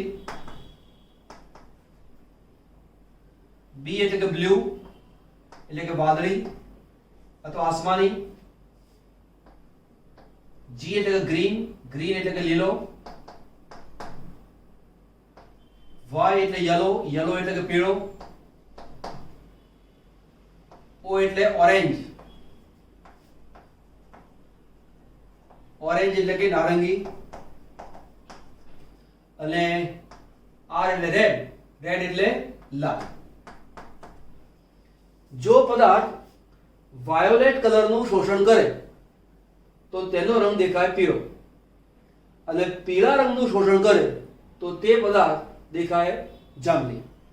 બ્લુ રંગનું શોષણ કરે તો પદાર્થ ઓરેન્જ દેખાય, ઓરેન્જનું શોષણ કરે તો વાદળી દેખાય, લાલનું શોષણ કરે તો ગ્રીન દેખાય, અને ગ્રીનનું શોષણ થાય તો રેડ દેખાય. હવે આ એક આશરે વેલ્યુ મૂકેલી છે. કોઈક વાર શું થાય, આ બેની વચ્ચેની તરંગ લંબાઈનું શોષણ થાય તો બેની વચ્ચેની તરંગ લંબાઈનો ઓપોઝિટમાં ઉત્સર્જન થાય તો તેનો મિક્સ કલર દેખાય. એક્ઝેક્ટ લાલ એવું પણ ના હોય. લાલ અને નારંગી અથવા લાલ અને નારંગી, લાલ અને જાંબલી બેની વચ્ચેની તરંગ લંબાઈનું ઉત્સર્જન થતું હોય તો તેનો રંગ એ મુજબ દેખાય. પણ નોર્મલી આ ને કલર રાઉન્ડ કહેવાય. ઉદાહરણ તરીકે કહીએ કે ફ્લોરિન છે, એનો રંગ છે પીળો, તો ફ્લોરિનનો રંગ છે પીળો, એનો મતલબ કે તેને કયા વિકિરણનું શોષણ કર્યું, તો કે વાયોલેટનું એટલે કે જાંબલીનું શોષણ કર્યું. આયોડીન ઘેરો જાંબલી છે, જાંબલી દેખાય છે, એનો મતલબ એવો થયો કે તેણે કોનું શોષણ કર્યું, દ્રશ્ય વર્ણપટના યલો કલરનું શોષણ કરે છે, અને માટે તે મુજબ તેનો કલર જોવા મળે છે. બરાબર? ઓકે. આ જે પદાર્થો છે, આ બે વાયુ છે, આ પ્રવાહી છે અને આ ઘન છે. તો ગલન બિંદુ અને ઉત્કલન બિંદુ એનો જો ક્રમ જોવા જાઓ તો F2 કરતા Cl2, એના કરતા Br2 અને એના કરતા I2. કેમ એવું? એટલા માટે કે ઇલેક્ટ્રોનોની સંખ્યા ક્રમશઃ વધતી જાય છે. ચલો આના ઇલેક્ટ્રોન ગણીએ તો F નો પરમાણુ ક્રમાંક 9, 9 ગુણ્યા 2 એટલે શું થાય? 18. તો આના ઇલેક્ટ્રોન આવે 18, 17 દુ 34, 35 દુ 70, બરાબર, અને 53 ગુણ્યા 2 એટલે 106 ઇલેક્ટ્રોન. તો જેમ જેમ ઇલેક્ટ્રોનોની સંખ્યા વધતી જાય છે, આ કોણ લખ્યું આપણે? ઇલેક્ટ્રોન. ઇલેક્ટ્રોનોની સંખ્યા વધતી ગઈ માટે વાન ડર વાલ્સ આકર્ષણ ક્રમશઃ વધે છે, અને વાન ડર વાલ્સ આકર્ષણ વધે છે તો તેના ગલન બિંદુ ઉત્કલન બિંદુ ક્રમશઃ વધે છે. બરાબર?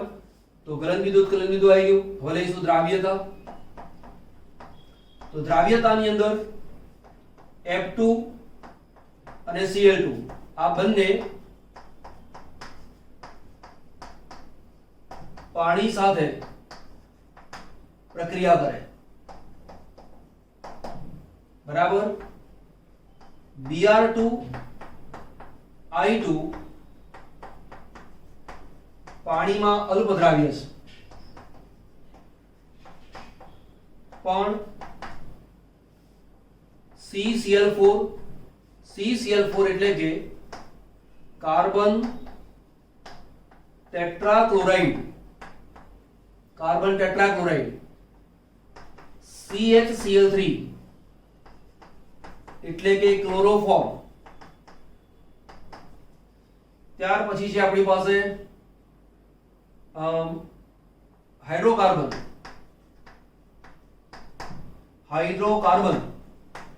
હાઇડ્રોકાર્બન એટલે શું? જે સંયોજનમાં માત્ર કાર્બન અને હાઇડ્રોજન હોય એને કહેવાય હાઇડ્રોકાર્બન. કોઈક વાર તમને પૂછે કે આયોડીન હેક્ઝેનમાં ઓગળે, તો કે આ ઓગળે. આયોડીન બેન્ઝીનમાં ઓગળે, તો કે ઓગળે. કેમ? એટલા માટે કે બેન્ઝીનનું સૂત્ર શું? C6H6. હાઇડ્રોકાર્બન છે માટે ઓગળે. હવે એવું તો લખીને આપેલું ના હોય ચોપડીમાં, પણ તમને લખીને આપ્યું છે કે હાઇડ્રોકાર્બનમાં ઓગળે છે, તો આપણને ખ્યાલ હોવો જોઈએ કે આ હાઇડ્રોકાર્બન છે અને ત્યાં ઓગળે છે. આને કહેવાય છે એપ્લિકેશન. તમે જે ભણીને ગયા છો એ જ વસ્તુ પૂછે, પરંતુ થોડુંક જુદી રીતે પૂછે તો આપણને ખબર હોવી જોઈએ. ત્યારબાદ છે કાર્બન ડાયસલ્ફાઇડ CH2. આ બધાની અંદર તે દ્રાવ્ય છે, બરાબર. તો કોની અંદર દ્રાવ્ય, કોની અંદર અદ્રાવ્ય, એને બરાબર યાદ રાખવાના. એક બીજો પોઈન્ટ એ લઈ લઉં છું અને એ છે ધાતુ ગુણ. પહેલો પોઈન્ટ એ છે કે બધા જ અધાતુ તત્વો છે, બધા જ અધાતુ તત્વો છે. ફ્લોરીન, ક્લોરીન, બ્રોમીન, આયોડીન, બરાબર. પણ તમે જુઓ કે આ બે વાયુ છે, આ પ્રવાહી છે, આ ઘન છે. જેમ જેમ અહીંયાથી આ તરફ જાઓ છો તેમ તેમ ગલન બિંદુ ઉત્કલન બિંદુ વધતા જાય છે. જો ગલન બિંદુ ઉત્કલન બિંદુ ક્રમશઃ વધતા જતા હોય તો તેમાં ધાતુ ગુણનો વિકાસ થાય છે તેવું કહેવાય. ધાતુના ઘણા બધા ગુણધર્મો અથવા ધાતુની ઘણી બધી લાક્ષણિકતાઓ છે. એ લાક્ષણિકતાઓમાં કઈ લાક્ષણિકતા છે તો કે ધાતુ ઘન અવસ્થામાં હોય. આયોડીન ઘન છે, એનો મતલબ એવો થયો કે આયોડીનની અંદર ધાતુ ગુણ રહેલો છે. બીજો પોઈન્ટ, ધાતુ ચળકાટ ધરાવે છે. આયોડીન સ્ફટિકમય ઘન છે અને શાઇનિંગ વાળો છે, તો કે એમાં ધાતુ ગુણ છે.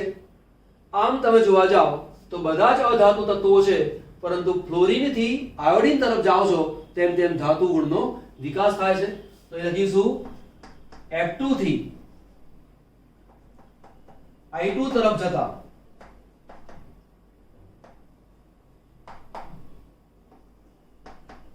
ધાતુ ગુણ વધે છે. આટલો પોઈન્ટ લખી લો. ત્યાર પછી નવો પોઈન્ટ જે આવશે અને એ છે તેના ઓક્સિડેશન આંક.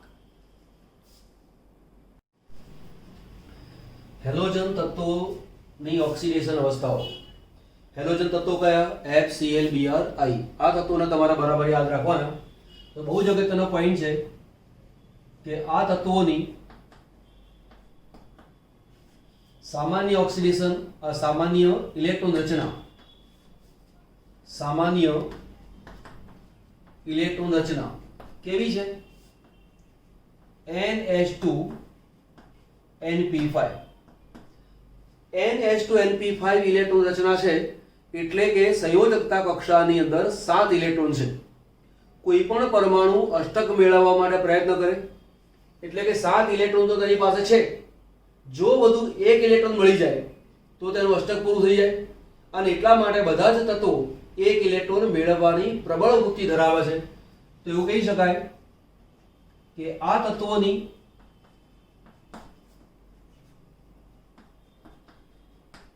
સામાન્ય ઓક્સિડેશન અવસ્થા કઈ આવે? -1. -1 ઓક્સિડેશન અવસ્થા દરેક તત્વની જોવા મળે. જે ફ્લોરીન છે એ ફ્લોરીનમાં માત્ર ઓક્સિડેશન અવસ્થા -1 જ આવે. તો પહેલો પોઈન્ટ છે F ની ઓક્સિડેશન અવસ્થા માત્ર -1 જ હોય. આ વસ્તુ યાદ રાખજો. ઉદાહરણ તરીકે તમે લો કે O2F2, બરાબર. તો આ -1 છે તો આ બને +1, બરાબર. F ઓક્સિજન પાસેથી પણ ઇલેક્ટ્રોન લઈ લે છે. F કોઈ પણ તત્વની સાથે સંયોજાય, F કોઈ પણ તત્વની સાથે સંયોજાય તો F હંમેશા ઇલેક્ટ્રોન મેળવી લે છે, કેમ કે તેની વિદ્યુત ઋણતા સૌથી વધારે છે. પરિણામે દરેક તત્વમાંથી ઇલેક્ટ્રોન મેળવવાની પ્રબળ વૃત્તિ ધરાવે છે, એટલે તેની ઓક્સિડેશન અવસ્થા છે એ તો -1 જ હોય. એ સિવાયની ઓક્સિડેશન અવસ્થા ફ્લોરીનમાં જોવા મળતી નથી. પણ એ સિવાયના હેલોજન તત્વો F સિવાયના હેલોજન તત્વો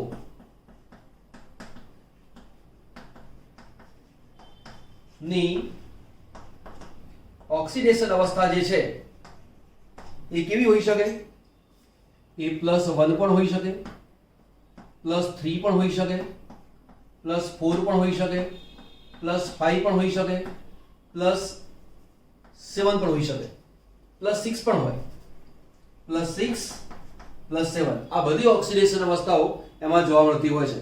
આપણે જોઈએ વારાફરતી કેવી રીતે જોવા મળે છે તે.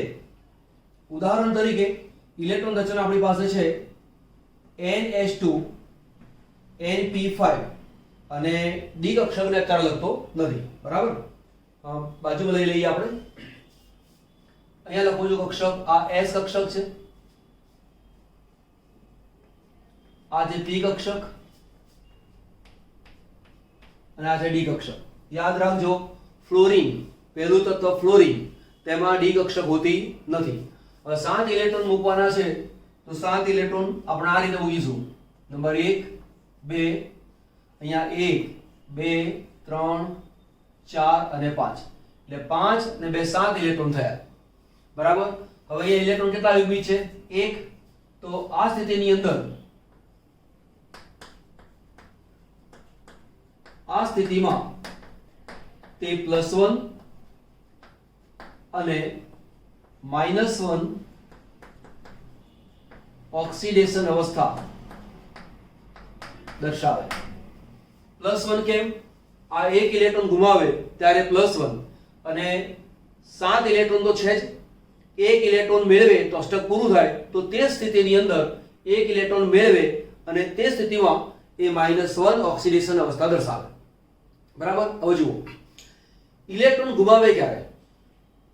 તો F તો ઇલેક્ટ્રોન ગુમાવવાનું છે જ નહીં, કેમ કે F ની વિદ્યુત ઋણતા સૌથી વધારે છે, હમણાં જ કહ્યું. પણ F પછીનું જો કોઈ તત્વ આવતું હોય વધુ વિદ્યુત ઋણતા વાળું તો તે છે ઓક્સિજન. એટલે કે જો ક્લોરીન, બ્રોમિન કે આયોડીન ઓક્સિજન સાથે સમજાય તો તે સંજોગોમાં તે ઇલેક્ટ્રોનને ગુમાવે છે. તો આપણે એક કામ કરીશું, આ જે અવસ્થા છે એને કહું છું ધરા સ્થિતિ. ધરા સ્થિતિ એટલે કે સૌથી નીચી અવસ્થા. માની લો કે આ એક ઇલેક્ટ્રોન ટ્રાન્સફર થઈને આ બાજુ જાય છે, તો તેના માટે શબ્દ વાપરું છું પ્રથમ ઉત્તેજિત અવસ્થા. પ્રથમ ઉત્તેજિત અવસ્થામાં શું થાય? આ જે 2 ઇલેક્ટ્રોન છે એ એમને જ રહ્યા, આ જે 2 છે એ એમને જ રહ્યા. આ જે 2 છે એમાંથી એક ઇલેક્ટ્રોન અહીંયા ગયો, તો તમે જુઓ આ રીતે આપણી P કક્ષક છે, આ ડી કક્ષક છે. આમાં એક ઇલેક્ટ્રોન તો અહીંયા હતો જ, એક ઇલેક્ટ્રોન ટ્રાન્સફર થઈને આ બાજુ ગયો આ રીતે. તો 3 ઇલેક્ટ્રોન અયુગ્મિત બન્યા, માટે અહીંયા 3 બંધ બનાવે, 3 બંધ બનાવે, બરાબર. ચલો પ્રથમ ઉત્તેજિત અવસ્થામાં હવે લઉં છું દ્વિતીય ઉત્તેજિત અવસ્થા. દ્વિતીય ઉત્તેજિત અવસ્થા. હવે શું થશે? આ જે ઇલેક્ટ્રોન છે એ ટ્રાન્સફર થઈને આ બાજુ જશે, તો પરિણામ તમે જુઓ. આ 2 ઇલેક્ટ્રોન તો છે જ, આની જગ્યાએ રહ્યો 1, આ તો અયુગ્મિત છે જ, આ એક અયુગ્મિત હતો જ, આ એક ઇલેક્ટ્રોન ટ્રાન્સફર થઈને આ બાજુ ગયો, અહીંયા બની ગયું. તો 1 2 3 4 અને 5 અયુગ્મિત ઇલેક્ટ્રોન છે, તો અહીંયા +5 ઓક્સિડેશન સ્થિતિ દર્શાવે, બરાબર. ચલો દ્વિતીય ઓક્સિડેશન અવસ્થા. હવે લઉં છું તૃતીય ઓક્સિડેશન અવસ્થા. શું બને? આ એક ઇલેક્ટ્રોન છે ટ્રાન્સફર થઈને અહીંયા જાય, તો અહીંયા જે અયુગ્મિત છે પહેલા મૂકી દઈએ, 1 2 3 4 અને 5. હવે 2 છે એમાંથી એક અહીંયા રહેશે, એક ઇલેક્ટ્રોન ટ્રાન્સફર થઈને આ બાજુ, તો અહીંયા તમે જુઓ 3 ને 3 6 ને 1 7 ઇલેક્ટ્રોન અયુગ્મિત છે, માટે +7 ઓક્સિડેશન અવસ્થા દર્શાવે.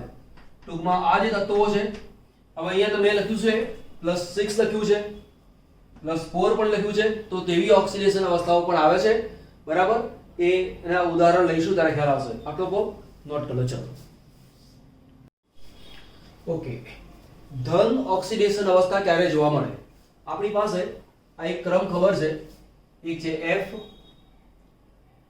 Cl Br અને I થોડીક વાર માટે માનો કે આ F નું કદ આટલું છે, ક્લોરીન નું કદ તેના કરતા થોડું મોટું છે, Br નું કદ તેના કરતા મોટું અને આયોડિન નું કદ તેના કરતા મોટું.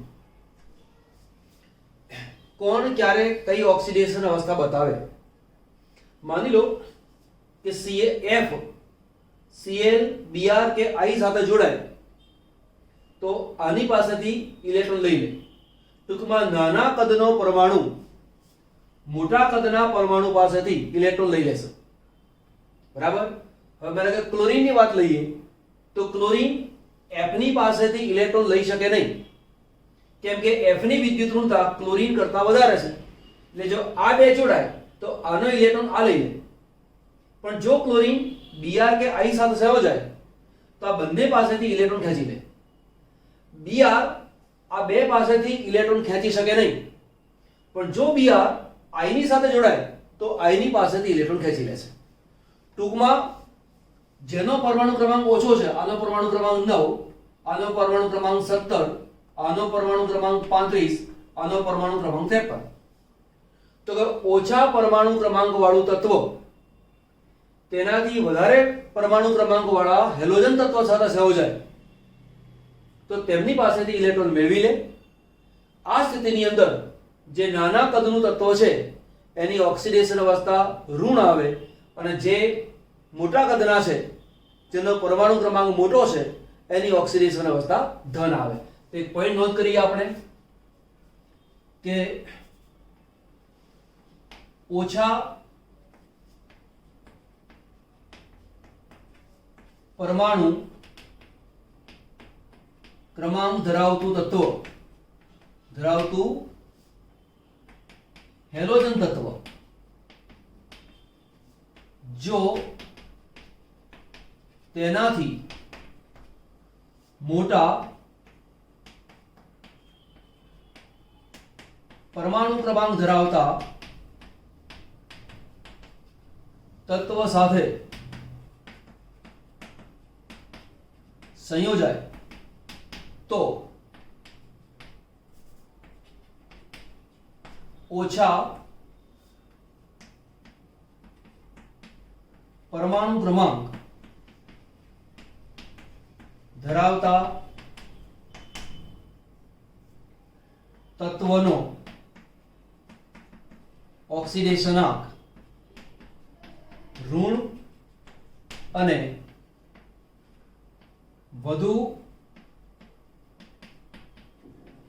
પરમાણુ ક્રમાંક ધરાવતા તત્વનો ઓક્સિડેશનાંક ધન આવે. બરાબર? ઉદાહરણ તરીકે લઈએ કે ClF3 તો Cl કરતા F નું કદ નાનું છે માટે F નો ઓક્સિડેશનાંક આવે -1, Cl નો ઓક્સિડેશનાંક +3. બરાબર? ચલો દાખલા તરીકે લખું છું ICl3 તો આ -1 આ +3 આવશે. માનો કે આપણી પાસે છે BrF3 તો આ -1 આનો ઓક્સિડેશનાંક +3. તો Cl અને F એમાં Cl ના પરમાણુ ક્રમાંક કરતા F નો પરમાણુ ક્રમાંક ઓછો છે. જેનો પરમાણુ ક્રમાંક ઓછો છે એ વધુ પરમાણુ ક્રમાંક ધરાવનારા તત્વ પાસેથી ઇલેક્ટ્રોનને ખેંચી લે. પરિણામે આ ઋણ ઓક્સિડેશન અવસ્થા ધરાવે જ્યારે આ ધન ઓક્સિડેશન અવસ્થા ધરાવે. હવે તમે જુઓ Cl અને F બંને હેલોજન તત્વો, I અને Cl એ પણ હેલોજન તત્વો, આ પણ હેલોજન તત્વો છે. બરાબર? તો આવા જે સંયોજનો છે એવા સંયોજનોને કહેવાય છે આંતર હેલોજન સંયોજનો. બરાબર? તો આ આંતર હેલોજન સંયોજનો છે કે જેની અંદર નાના કદનું તત્વ મોટા કદના તત્વ સાથે સંયોજાય તો મોટા કદના તત્વ પાસેથી ઇલેક્ટ્રોનને મેળવી લે. જે મેળવી લે એનો ઓક્સિડેશન અવસ્થા ઋણ આવે અને જે ગુમાવે એનો ઓક્સિડેશન અવસ્થા ધન આવે. એ સિવાય હેલોજન તત્વનો ઓક્સિડેશનાંક ધન ક્યારે આવે? તો જુઓ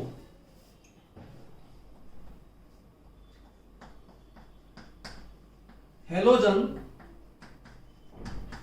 તત્વોના ઓક્સાઇડ અને તેમના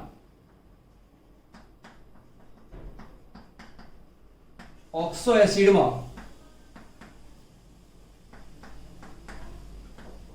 હેલોજનનો ઓક્સિડેશનના ધન આવે. બરાબર. હવે જો હેલોજન તત્વોના ઓક્સાઇડ અને તેમના ઓક્સો એસિડમાં ઉદાહરણ તરીકે લઈએ, આપણે લઉં ઓક્સો એસિડ લઉં છું, સોરી પહેલા લઉં છું ઓક્સાઇડ. ઓક્સાઇડમાં ઉદાહરણ તરીકે ClO, બરાબર, અને ClO માઇનસ લખું છું, તે ઉપરાંત ClO2 લખું છું, Cl2O6 છે, Cl2O7. આનો ઓક્સિડેશન -2, 7×2 = 14/2 એટલે ઓક્સિડેશન 7. આનો ઓક્સિડેશન -2, 6×12/2 ઓક્સિડેશન 6. આનો ઓક્સિડેશન -2, 2×4 એ ઓક્સિડેશન આવશે +4. આનો ઓક્સિડેશન છે -2 એને ClO લખું છું અહીંયા, એટલે O એટલે -2,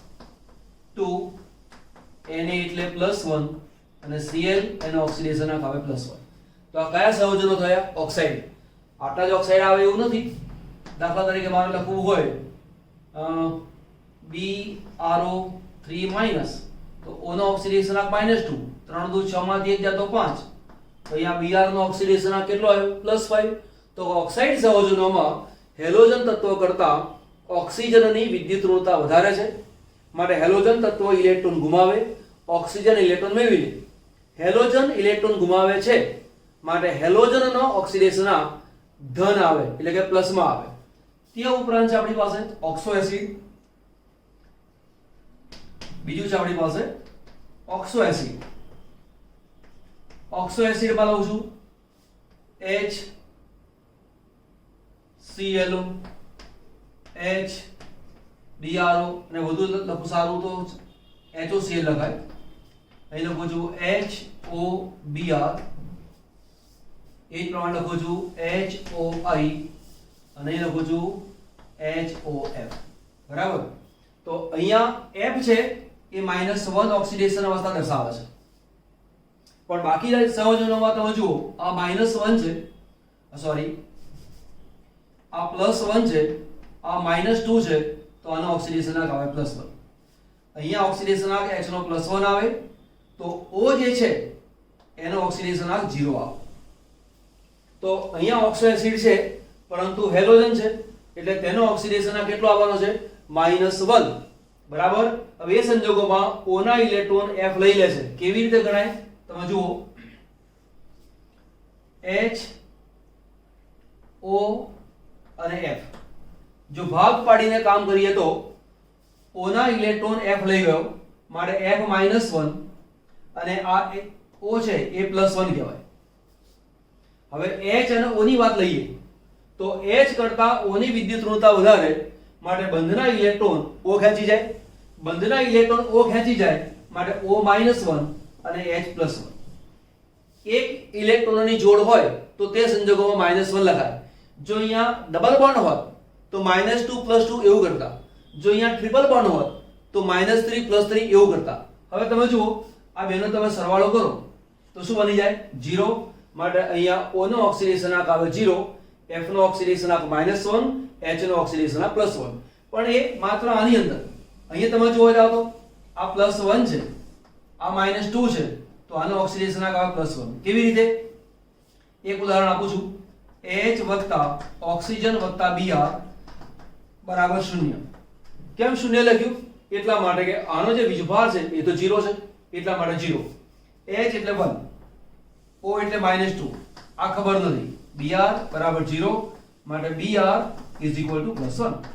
તો આ જે છે એ સંયોજન કયું છે? Oxo acid. જો કે આપણે આગળ જઈશું એટલે ઓક્સો એસિડ ડિટેલમાં ભણવાના છીએ. પણ ઓક્સો એસિડમાં શું હોય? હેલોજન હોય, ઓક્સિજન હોય અને H હોય. એમાં H O ની સાથે જોડાયેલો હોય અને O હેલોજન સાથે સંયોજાયેલો હોય. ફરીવાર H O ની સાથે સંયોજાયેલો છે અને O હેલોજન સાથે સંયોજાયેલો છે. આ H હેલોજન સાથે સંયોજાયેલો નથી. આ વાતને બરાબર ધ્યાન ઉપર લેજો. બરાબર. તો ઓક્સો એસિડ હોય અથવા ઓક્સો એસિડ હોય અથવા ઓક્સાઇડ હોય તો આ તમામ સંજોગોની અંદર હેલોજન પરમાણુનો ઓક્સિડેશન ધન આવે. બરાબર. પરંતુ HOF ની અંદર F નો ઓક્સિડેશન કેવો આવે છે? -1. આગળ લઈએ. આટલું નોંધ કરી લો. બધા જ હેલોજન તત્વો ખૂબ જ પ્રતિક્રિયાત્મક છે, એટલે કે બહુ જ સક્રિય છે. તો કે કેમ? સંયોજકતા કક્ષાની અંદર ઇલેક્ટ્રોન કેટલા? 7. અષ્ટક પૂરું કરવા માટે માત્ર 1 ઇલેક્ટ્રોનની જરૂર પડે. તો એક તો 7 ઇલેક્ટ્રોન તો તેની પાસે છે, માત્ર 1 ની જરૂર છે. કદ નાનું છે, વિદ્યુત ઋણતા વધારે છે, એટલે કે મોટા ભાગના તત્વોની સાથે એ સંયોજાય તો તેની પાસેથી ઇલેક્ટ્રોનને ખેંચી લે છે. અને માત્ર ઇલેક્ટ્રોન ખેંચી લે છે એવું નહીં, પ્રબળતાથી ઇલેક્ટ્રોનને ખેંચી લે છે. અને એટલા માટે તે ખૂબ સક્રિય છે અથવા તે ખૂબ પ્રતિક્રિયાત્મક છે. હેલોજન તત્વ ધાતુની સાથે સંયોજાય તો તેની પાસેથી ઇલેક્ટ્રોન ખેંચી લે. હવે જો સમજો, ધાતુ કહેવાય કોને? કે જેનો સ્વભાવ ઇલેક્ટ્રોન ગુમાવવાનો છે એને કહેવાય ધાતુ. ઉદાહરણ તરીકે હું લઉં છું સોડિયમ ધાતુ છે, પોટેશિયમ ધાતુ છે, મેગ્નેશિયમ એ પણ ધાતુ છે, એલ્યુમિનિયમ ધાતુ છે. તો માનો કે હેલોજન તત્વ સોડિયમ સાથે સંયોજાય તો સોડિયમ પાસેથી ઇલેક્ટ્રોન ખેંચી લે. ઉદાહરણ તરીકે NaCl તો આનો ઓક્સિડેશન -1, ઇલેક્ટ્રોન ગુમાવ્યો એટલે +1. ચલો માની લો કે K એની સાથે Br જોડાયો તો Br ઇલેક્ટ્રોન લઈ લે, મારા -1 આ +1. તો આ બંને હેલોજન છે. આ કોણ છે? ધાતુ. ચલો મેગ્નેશિયમ એ પણ ધાતુ છે, તો અહીંયા બને છે MgBr2, માનો કે AlCl3. તો આ દરેકની અંદર સોડિયમ, મેગ્નેશિયમ, પોટેશિયમ, એલ્યુમિનિયમ આ બધા જ ધાતુ તત્વો છે. અને ધાતુ તત્વો પાસેથી હેલોજન તત્વો ઇલેક્ટ્રોનને મેળવી લે છે. તો ધાતુનો સ્વભાવ તો સ્વાભાવિક હતો જ કે ઇલેક્ટ્રોન ગુમાવવો છે, અને Cl નો સ્વભાવ સ્વાભાવિક છે ઇલેક્ટ્રોન મેળવવો છે. તો એકને ઇલેક્ટ્રોન ગુમાવવો છે, બીજાને મેળવવો છે, તો કામ આસાન થઈ ગયું. એટલે કે ધાતુની સાથે હેલોજન તો સરળતાથી સંયોજાય અને તેની પાસેથી ઇલેક્ટ્રોન લઈ લે. પણ અધાતુ કોને કહેવાય? જે બીજાની પાસેથી ઇલેક્ટ્રોન મેળવી લેતો હોય તે. હેલોજન તત્વ આવા તત્વની સાથે સંયોજાય તો તેની પાસેથી પણ ઇલેક્ટ્રોનને ખેંચી લે છે. બરાબર. તો ઉદાહરણ તરીકે લખું છું ફોસ્ફરસ એ અધાતુ તત્વ છે, એની સાથે ક્લોરીન સંયોજાય તો PCl3 બનાવે, PCl5 બનાવે. દાખલા તરીકે S છે એની સાથે F સંયોજાય તો શું બને? SF6 બને. તો આ રીતે બીજું પણ લઈએ, SCl2 પણ બને. તો આવા જે તત્વો છે એ તત્વોમાં હેલોજન તત્વની સાથે અધાતુ તત્વ સંયોજાયેલું હોય, જેમ કે ફોસ્ફરસ અધાતુ છે, S અધાતુ છે, તેની સાથે હેલોજન સંયોજાય તો તેની પાસેથી પણ ઇલેક્ટ્રોન ખેંચી લે છે. ટૂંકમાં હેલોજન તત્વ ખૂબ જ સક્રિય છે, તે ધાતુ પાસેથી પણ ઇલેક્ટ્રોન ખેંચી લે અને અધાતુ પાસેથી પણ ઇલેક્ટ્રોનને ખેંચી લે છે. ઓકે, આગળ લઈએ. બધા જ તત્વો પ્રબળ ઓક્સિડેશન કરતા છે. ઓકે, ઓક્સિડેશન કરતા કહેવાય કોને? કે જે પદાર્થ અન્ય પાસેથી ઇલેક્ટ્રોન ખેંચી લે એને કહેવાય ઓક્સિડેશન કરતા. હેલોજન તત્વોની સામાન્ય ઇલેક્ટ્રોન રચના NH2np5 છે. સંયોજકતા કક્ષામાં ઇલેક્ટ્રોન કેટલા છે? 7. અષ્ટક પૂરું કરવા માટે કેટલા ઇલેક્ટ્રોન જોઈએ? 1. 1 ઇલેક્ટ્રોન ખેંચી લે તો હેલોજન તત્વની વિદ્યુત ઋણતા વધારે છે. સંયોજકતા કક્ષામાં 7 ઇલેક્ટ્રોન છે, પ્રબળતાથી ઇલેક્ટ્રોન ખેંચી લે છે, માટે હેલોજન તત્વો એ ઓક્સિડેશન કરતા છે, પ્રબળ ઓક્સિડેશન કરતા છે. પણ બધા જ ઓક્સિડેશન કરતાની અંદર જે ફ્લોરિન છે એ સૌથી વધુ પ્રબળ ઓક્સિડેશન કરતા છે, કેમ કે તેની વિદ્યુત ઋણતા સમગ્ર આવર્ત કોષ્ટકમાં સૌથી વધારે. કેટલી? 4. તો જેટલા તત્વો આવર્ત કોષ્ટકમાં છે એ બધા તત્વો કરતા સૌથી વધારે વિદ્યુત ઋણતા જો કોઈ તત્વની હોય તો તે ફ્લોરિનની છે. પરિણામે ફ્લોરિન કોઈ પણ તત્વ સાથે સંયોજાય તો ઇલેક્ટ્રોન ખેંચી લે, અને જે પદાર્થ ઇલેક્ટ્રોન ખેંચી લે એને ઓક્સિડેશન કરતા કહેવાય, માટે ફ્લોરિન એ સૌથી વધુ પ્રબળ ઓક્સિડેશન કરતા છે. ઓકે, આગળ F2 તો આપણે લો. F2 છે એ X- અહીંયા મૂક્યું છે મેં, હું X તરીકે શું લઈ શકું છું? તો જુઓ અહીંયા x માઇનસ બરાબર હું Cl માઇનસ લખી શકું, હું Br માઇનસ લખી શકું અને I માઇનસ લખી શકું. તો આની પાસેથી f ઇલેક્ટ્રોન લઈ લે તો f માઇનસ બને અને આ x છે આમાંથી બને છે x2 બરાબર. અહીંયા 2 છે એટલે મૂક્યો 2, અહીંયા મૂકી દીધો 2, સમીકરણ બેલેન્સ. ટૂંકમાં f2 છે એ Cl minus Br minus I minus પાસેથી ઇલેક્ટ્રોન ખેંચી શકે. આ સમીકરણને બરાબર યાદ રાખજો, ધ્યાન આપી લેજો. f2 આ જે છે જે ટોપ ઉપર છે એ આ ત્રણ પાસેથી ઇલેક્ટ્રોન ખેંચી લે. માનો કે Cl2 લઈ, f2 ની જગ્યાએ લખો છો Cl2, અહીંયા લખો છો x માઇનસ બરાબર. તો અહીંયા પણ બનશે Cl માઇનસ અને વત્તા x2, અહીંયા 2, પણ અહીંયા x કોણ? તો જુઓ આ જે Cl છે એ આની પાસેથી ઇલેક્ટ્રોન ખેંચી શકે, આની પાસેથી ઇલેક્ટ્રોન ખેંચી શકે, Cl આની પાસેથી ઇલેક્ટ્રોન ના ખેંચે. એટલે કે જે Cl છે એટલે Cl2 છે તો અહીંયા x માઇનસ બરાબર શું મૂકવાનું? તો x માઇનસ બરાબર કોણ હોય? Br માઇનસ અને I માઇનસ. અહીંયા મૂક્યો Br માઇનસ, અહીંયા મૂક્યો I માઇનસ. હવે માનો કે હું આ જગ્યાએ લખું છું I2 બરાબર. તો I2 એ કોઈની પાસેથી ઇલેક્ટ્રોન ખેંચી શકશે નહીં, કેમ કે I2 સૌથી નીચે છે. આ બધાની સરખામણીમાં આયોડિનની વિદ્યુત ઋણતા સૌથી ઓછી છે અને વિદ્યુત ઋણતા ઓછી હોય તો ઇલેક્ટ્રોન ખેંચવાની તાકાત તેની પાસે હોતી નથી. પરિણામે આ આયોડિન આ તત્વોની સાથે સંયોજાય તો એને ઇલેક્ટ્રોન ગુમાવે છે, એ કદાપી ઇલેક્ટ્રોન મેળવી શકે નહીં બરાબર. પરિવાર F Cl Br I પાસેથી ઇલેક્ટ્રોન ખેંચી લે, Cl Br અને I પાસેથી ઇલેક્ટ્રોન ખેંચી લે, Br I પાસેથી ઇલેક્ટ્રોન ખેંચી લે, પરંતુ I એ હંમેશા ઇલેક્ટ્રોન ગુમાવવાનો આવે એ પોતે ઇલેક્ટ્રોન ખેંચી શકતો નથી. ઓકે, જે પદાર્થ ઇલેક્ટ્રોન ગુમાવે તેને શું કહેવાય? રિડક્શન કરતા. તો એવું કહેવાય I માઇનસ 1 2 3 નું રિડક્શન કરે, I માઇનસ આ 1 2 3 નું રિડક્શન કરે, Br માઇનસ આ બે નું રિડક્શન કરે, આનું ના કરે, I માઇનસ આનું રિડક્શન કરે, આ બે નું ના કરે. પડી સમજ? ફરીવાર જે ઇલેક્ટ્રોન ગુમાવે એને રિડક્શન કરતા કહેવાય. ઇલેક્ટ્રોન ગુમાવે કોણ? મોટા કદનો હોય તે. કોને આપે? નાના કદનો હોય તેને. તો આના કરતા આ 1 2 3 નું કદ નાનું છે, માટે I માઇનસ ઇલેક્ટ્રોન ગુમાવે તો Br2 Cl2 F2 લઈ લે, માટે I માઇનસ વડે F2 Cl2 Br2 નું રિડક્શન થાય. હવે આવ્યો Br. આ બેની સરખામણીમાં કદ મોટું, માટે ઇલેક્ટ્રોન આપવાનો હોય તો કોને આપે? આ બેને આપે, આને આપી શકે નહીં બરાબર. એની પાસે તો ખેંચી લેશે. તો Br માઇનસ વડે, હું માઇનસ બોલું છું, Br માઇનસ વડે Cl2 F2 નું રિડક્શન થાય, I2 નું ના થાય. Cl માઇનસ વડે F2 નું રિડક્શન થાય, Br2 નું I2 નું રિડક્શન ના થાય.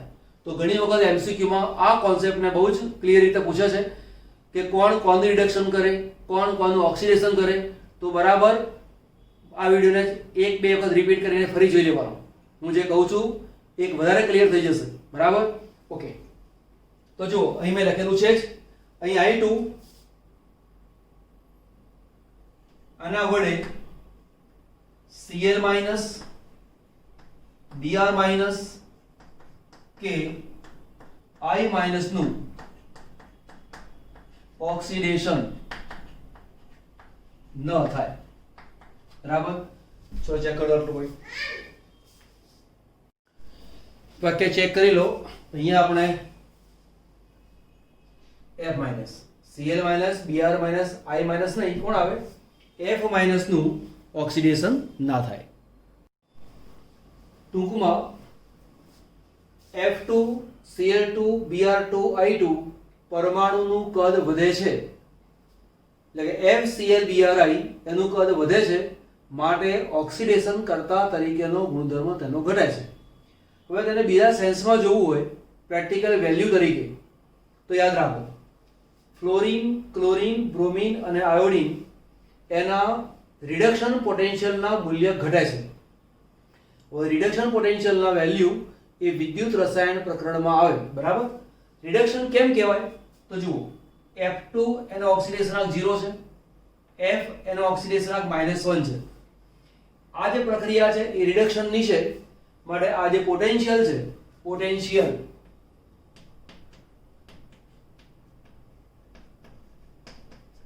આ જે પોટેન્શિયલ છે એને કહેવાય છે રિડક્શન પોટેન્શિયલ. આ બધાની અંદર રિડક્શન પોટેન્શિયલ આપેલા છે. જેમ રિડક્શન પોટેન્શિયલ મોટો તેમ પદાર્થની ઓક્સિડેશન કરતા તરીકેની પ્રબળતા વધારે. ફરીવાર, જેમ પદાર્થનો રિડક્શન પોટેન્શિયલ વધારે તેમ તેનો ઓક્સિડેશન કરતા તરીકેની પ્રબળતા વધારે. અહીંયાથી અહીં સુધી જાઓ છો તો રિડક્શન પોટેન્શિયલ ઘટે છે અને માટે ઓક્સિડેશન કરતા તરીકેની પ્રબળતા તેની ઘટે છે, બરાબર. આ મૂલ્યો નક્કી કેવી રીતે થાય તો કે જલીયકરણ ઉષ્માને આધારે. તો કે જલીયકરણ ઉષ્મા જુદા જુદા સ્ટેપ્સ પર આધારિત છે. દાખલા તરીકે મારી પાસે હેલોજન પરમાણુ છે, તો સૌથી પહેલા હેલોજન અણુ છે. હેલોજન અણુને મારે વિભાજિત કરવો પડે, તેને પરમાણુમાં ફેરવવો પડે. તો પહેલા હેલોજન અણુ છે એને પરમાણુમાં ફેરવ્યો. હવે અહીંયા x એક વાર છે, અહીંયા બે વાર છે, એટલે અહીંયા લખું છું 1/2. આને કહેવાય છે વિયોજન. તો વિયોજનમાં અહીંયા 1/2 લખ્યો છે, માટે અહીંયા પણ મૂક્યો છે 1/2. વિયોજન માટે અંગ્રેજીમાં શબ્દ છે ડિસોસિએશન. તો અહીંયા તમારે ઉષ્મા આપવી પડે અને એ ઉષ્માની વેલ્યુને તમારે ધ્યાનમાં લેવી પડે, વેલ્યુ નંબર 1.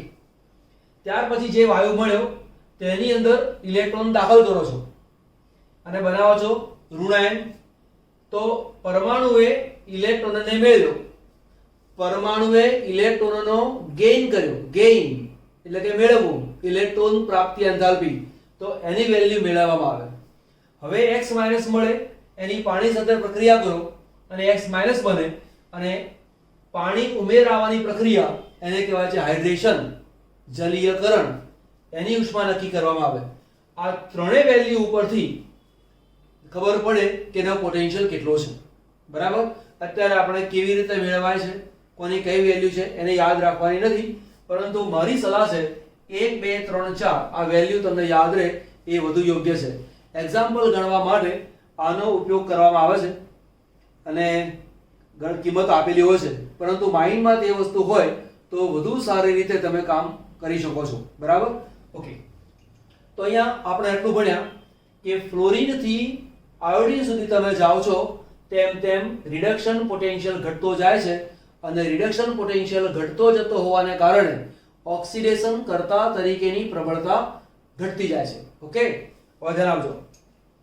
જે F2 છે, હવે આને ભૂસી નાખું છું કે તમારે સમજાવવા માટે તેની જરૂર પડે છે. એક સ્ક્રીનશોટ લઈ લો અથવા રિવર્સ કરી લઈ લેજો, બરાબર.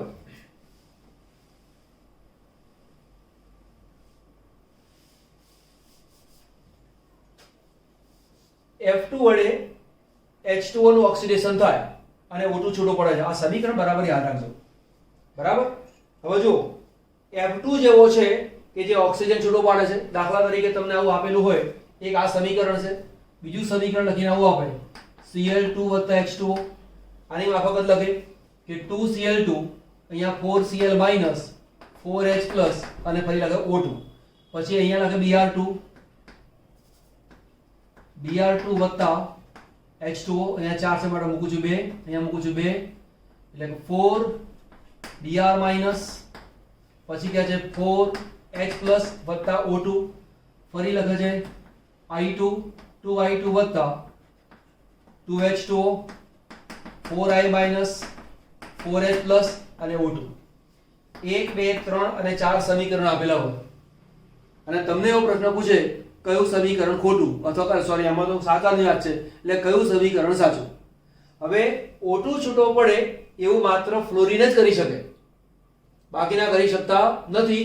એટલે આ ત્રણ સમીકરણ છે એ ખોટા છે એવું આપણને પારખતા આવડતું હોવું જોઈએ.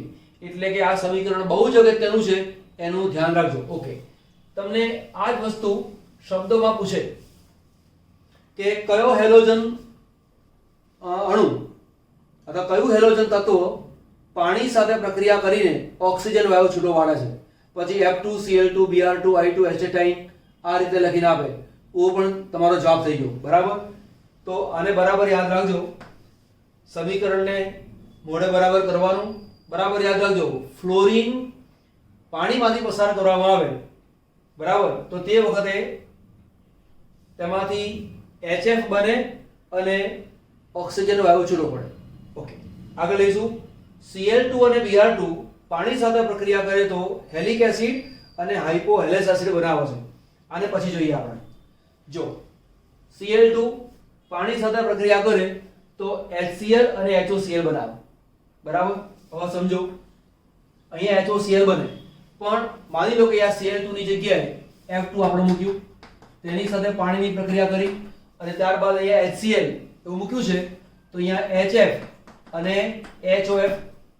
સમીકરણની રીતે તમે જોવા જાવ તો કે જેવું સમીકરણ આ છે એવું સમીકરણ આ છે, પછી પરીક્ષામાં પૂછે નીચેનામાંથી કયું સમીકરણ સાચું. તો યાદ રાખજો, F2 પાણી સાથે પ્રક્રિયા કરે તો O2 ઉત્પન્ન કરે, પણ Cl2 પાણી સાથે પ્રક્રિયા કરે તો O2 ઉત્પન્ન થતો નથી. બે એસિડ મળે છે. કયા કયા બે એસિડ? એક છે હાઇડ્રોક્લોરિક અને હાઇપોક્લોરસ. આ જે ક્લોરિક છે એની જગ્યાએ શબ્દ વાપર્યો અહીંયા હેલિક. જો અહીંયા Cl હોય તો હાઇડ્રોક્લોરિક, Br હોય હાઇડ્રોબ્રોમિક. અહીંયા આયોડિન ના આવે. યાદ રાખજો બરાબર, MCQ માં આવું જ પૂછાય છે.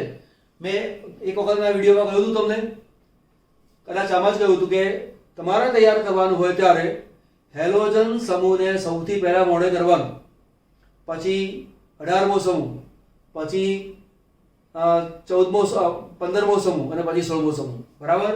ક્યાં કઈ પ્રક્રિયા થાય છે બરાબર યાદ રાખજો. તો Cl2 અને Br2 ની પ્રક્રિયા થાય તો Cl2 ની પ્રક્રિયા થાય હાઇડ્રોક્લોરિક હાઇપોક્લોરસ, હાઇડ્રોબ્રોમિક હાઇપોબ્રોમસ. બરાબર? હવે તમને આ ના આવે, તમારે યાદ રાખવાનું હાઇપોક્લોરસ એસિડ. હવે તમને એવો પ્રશ્ન પૂછે ક્લોરીનની પાણી સાથે પ્રક્રિયા થાય તો કયો એસિડ પ્રાપ્ત થાય? તો આ બે એસિડ આપે તો HCl HOCl, પછી તમને આપે HCl HClO4. બરાબર? તો આવા જુદા જુદા કોમ્બિનેશન કરીને આપે તો બી MCQ થાય. તો તમે જે મોડે કરીને જાઓ છો એમાંથી જ પૂછેલો પ્રશ્ન હોય છે, પણ થોડો ટ્વિસ્ટ કરીને આપેલો હોય તો સમીકરણને સમજતા શીખવું જોઈએ, એને પારખતા શીખો ક્યાં શું આવે તે. ઓકે, તો આ બે સમીકરણ તમારે યાદ રાખવાના, જેની અંદર HCl HOCl HBr HOBr એવું પ્રાપ્ત થાય. બરાબર? હાઇપોબ્રોમસ એસિડ મળે. એ સિવાયના પણ બ્રોમિનના ઓક્સો એસિડ છે જે હજી આપણે ચલાયા નથી, પરંતુ કોમ્બિનેશન તરીકે એવું પણ મૂકી દેવામાં આવે. જો બરાબર વડે કરેલું હશે તો ભૂલ પડશે નહીં. ઓકે, આ યાદ રાખો. F2 થી વિપરીત પ્રક્રિયા થાય. કોની? આયોડિનની. તો વિપરીત એવું કેમ? તો તમે જુઓ, આ સમીકરણ અને આ સમીકરણને સરખાવો તો કે F2 પાણી સાથે પ્રક્રિયા કરીને આવું બનાવે, Cl2 આ રીતે બનાવે, Br2 આ રીતે પ્રક્રિયા કરે, પરંતુ આયોડિનની પાણી સાથેની જે પ્રક્રિયા છે એ સ્વયંસ્ફુરિત નથી, એટલે કે પોતાની જાતે પ્રક્રિયા થઈ શકતી નથી. એના કરતા કેવી છે? વિપરીત પ્રક્રિયા. તો તમે જુઓ, અહીંયા જે નિપજો છે એ અહીંયા પ્રક્રિયક તરીકે છે, જેમ કે 4F 4I 4H 4H, અહીંયા O2 અહીંયા O2. તો અહીંયા O2 નો ઉપયોગ થાય છે. F2 અને H2O પ્રક્રિયા કરે છે, જ્યારે અહીંયા I2 અને H2 બને છે. એટલે કે જેવી ફ્લોરિનની પ્રક્રિયા થાય છે એના કરતા વિપરીત પ્રક્રિયા છે, તેના કરતા ઉલટી પ્રક્રિયા છે. તો આ સમીકરણને તમારે બરાબર મોડે કરવાનું. બરાબર? ટોપિક બહુ જ અગત્યનો છે. આખો વિડીયો બરાબર ચેક કરજો. ઓક્સિડેશન અવસ્થા તમને ખબર હોવી જોઈએ. આજે પોઈન્ટ ચલાવ્યો છે ત્યારે એ મોસ્ટ ઇમ્પોર્ટન્ટ છે, એને બરાબર ધ્યાન આપી લો. ચાલો.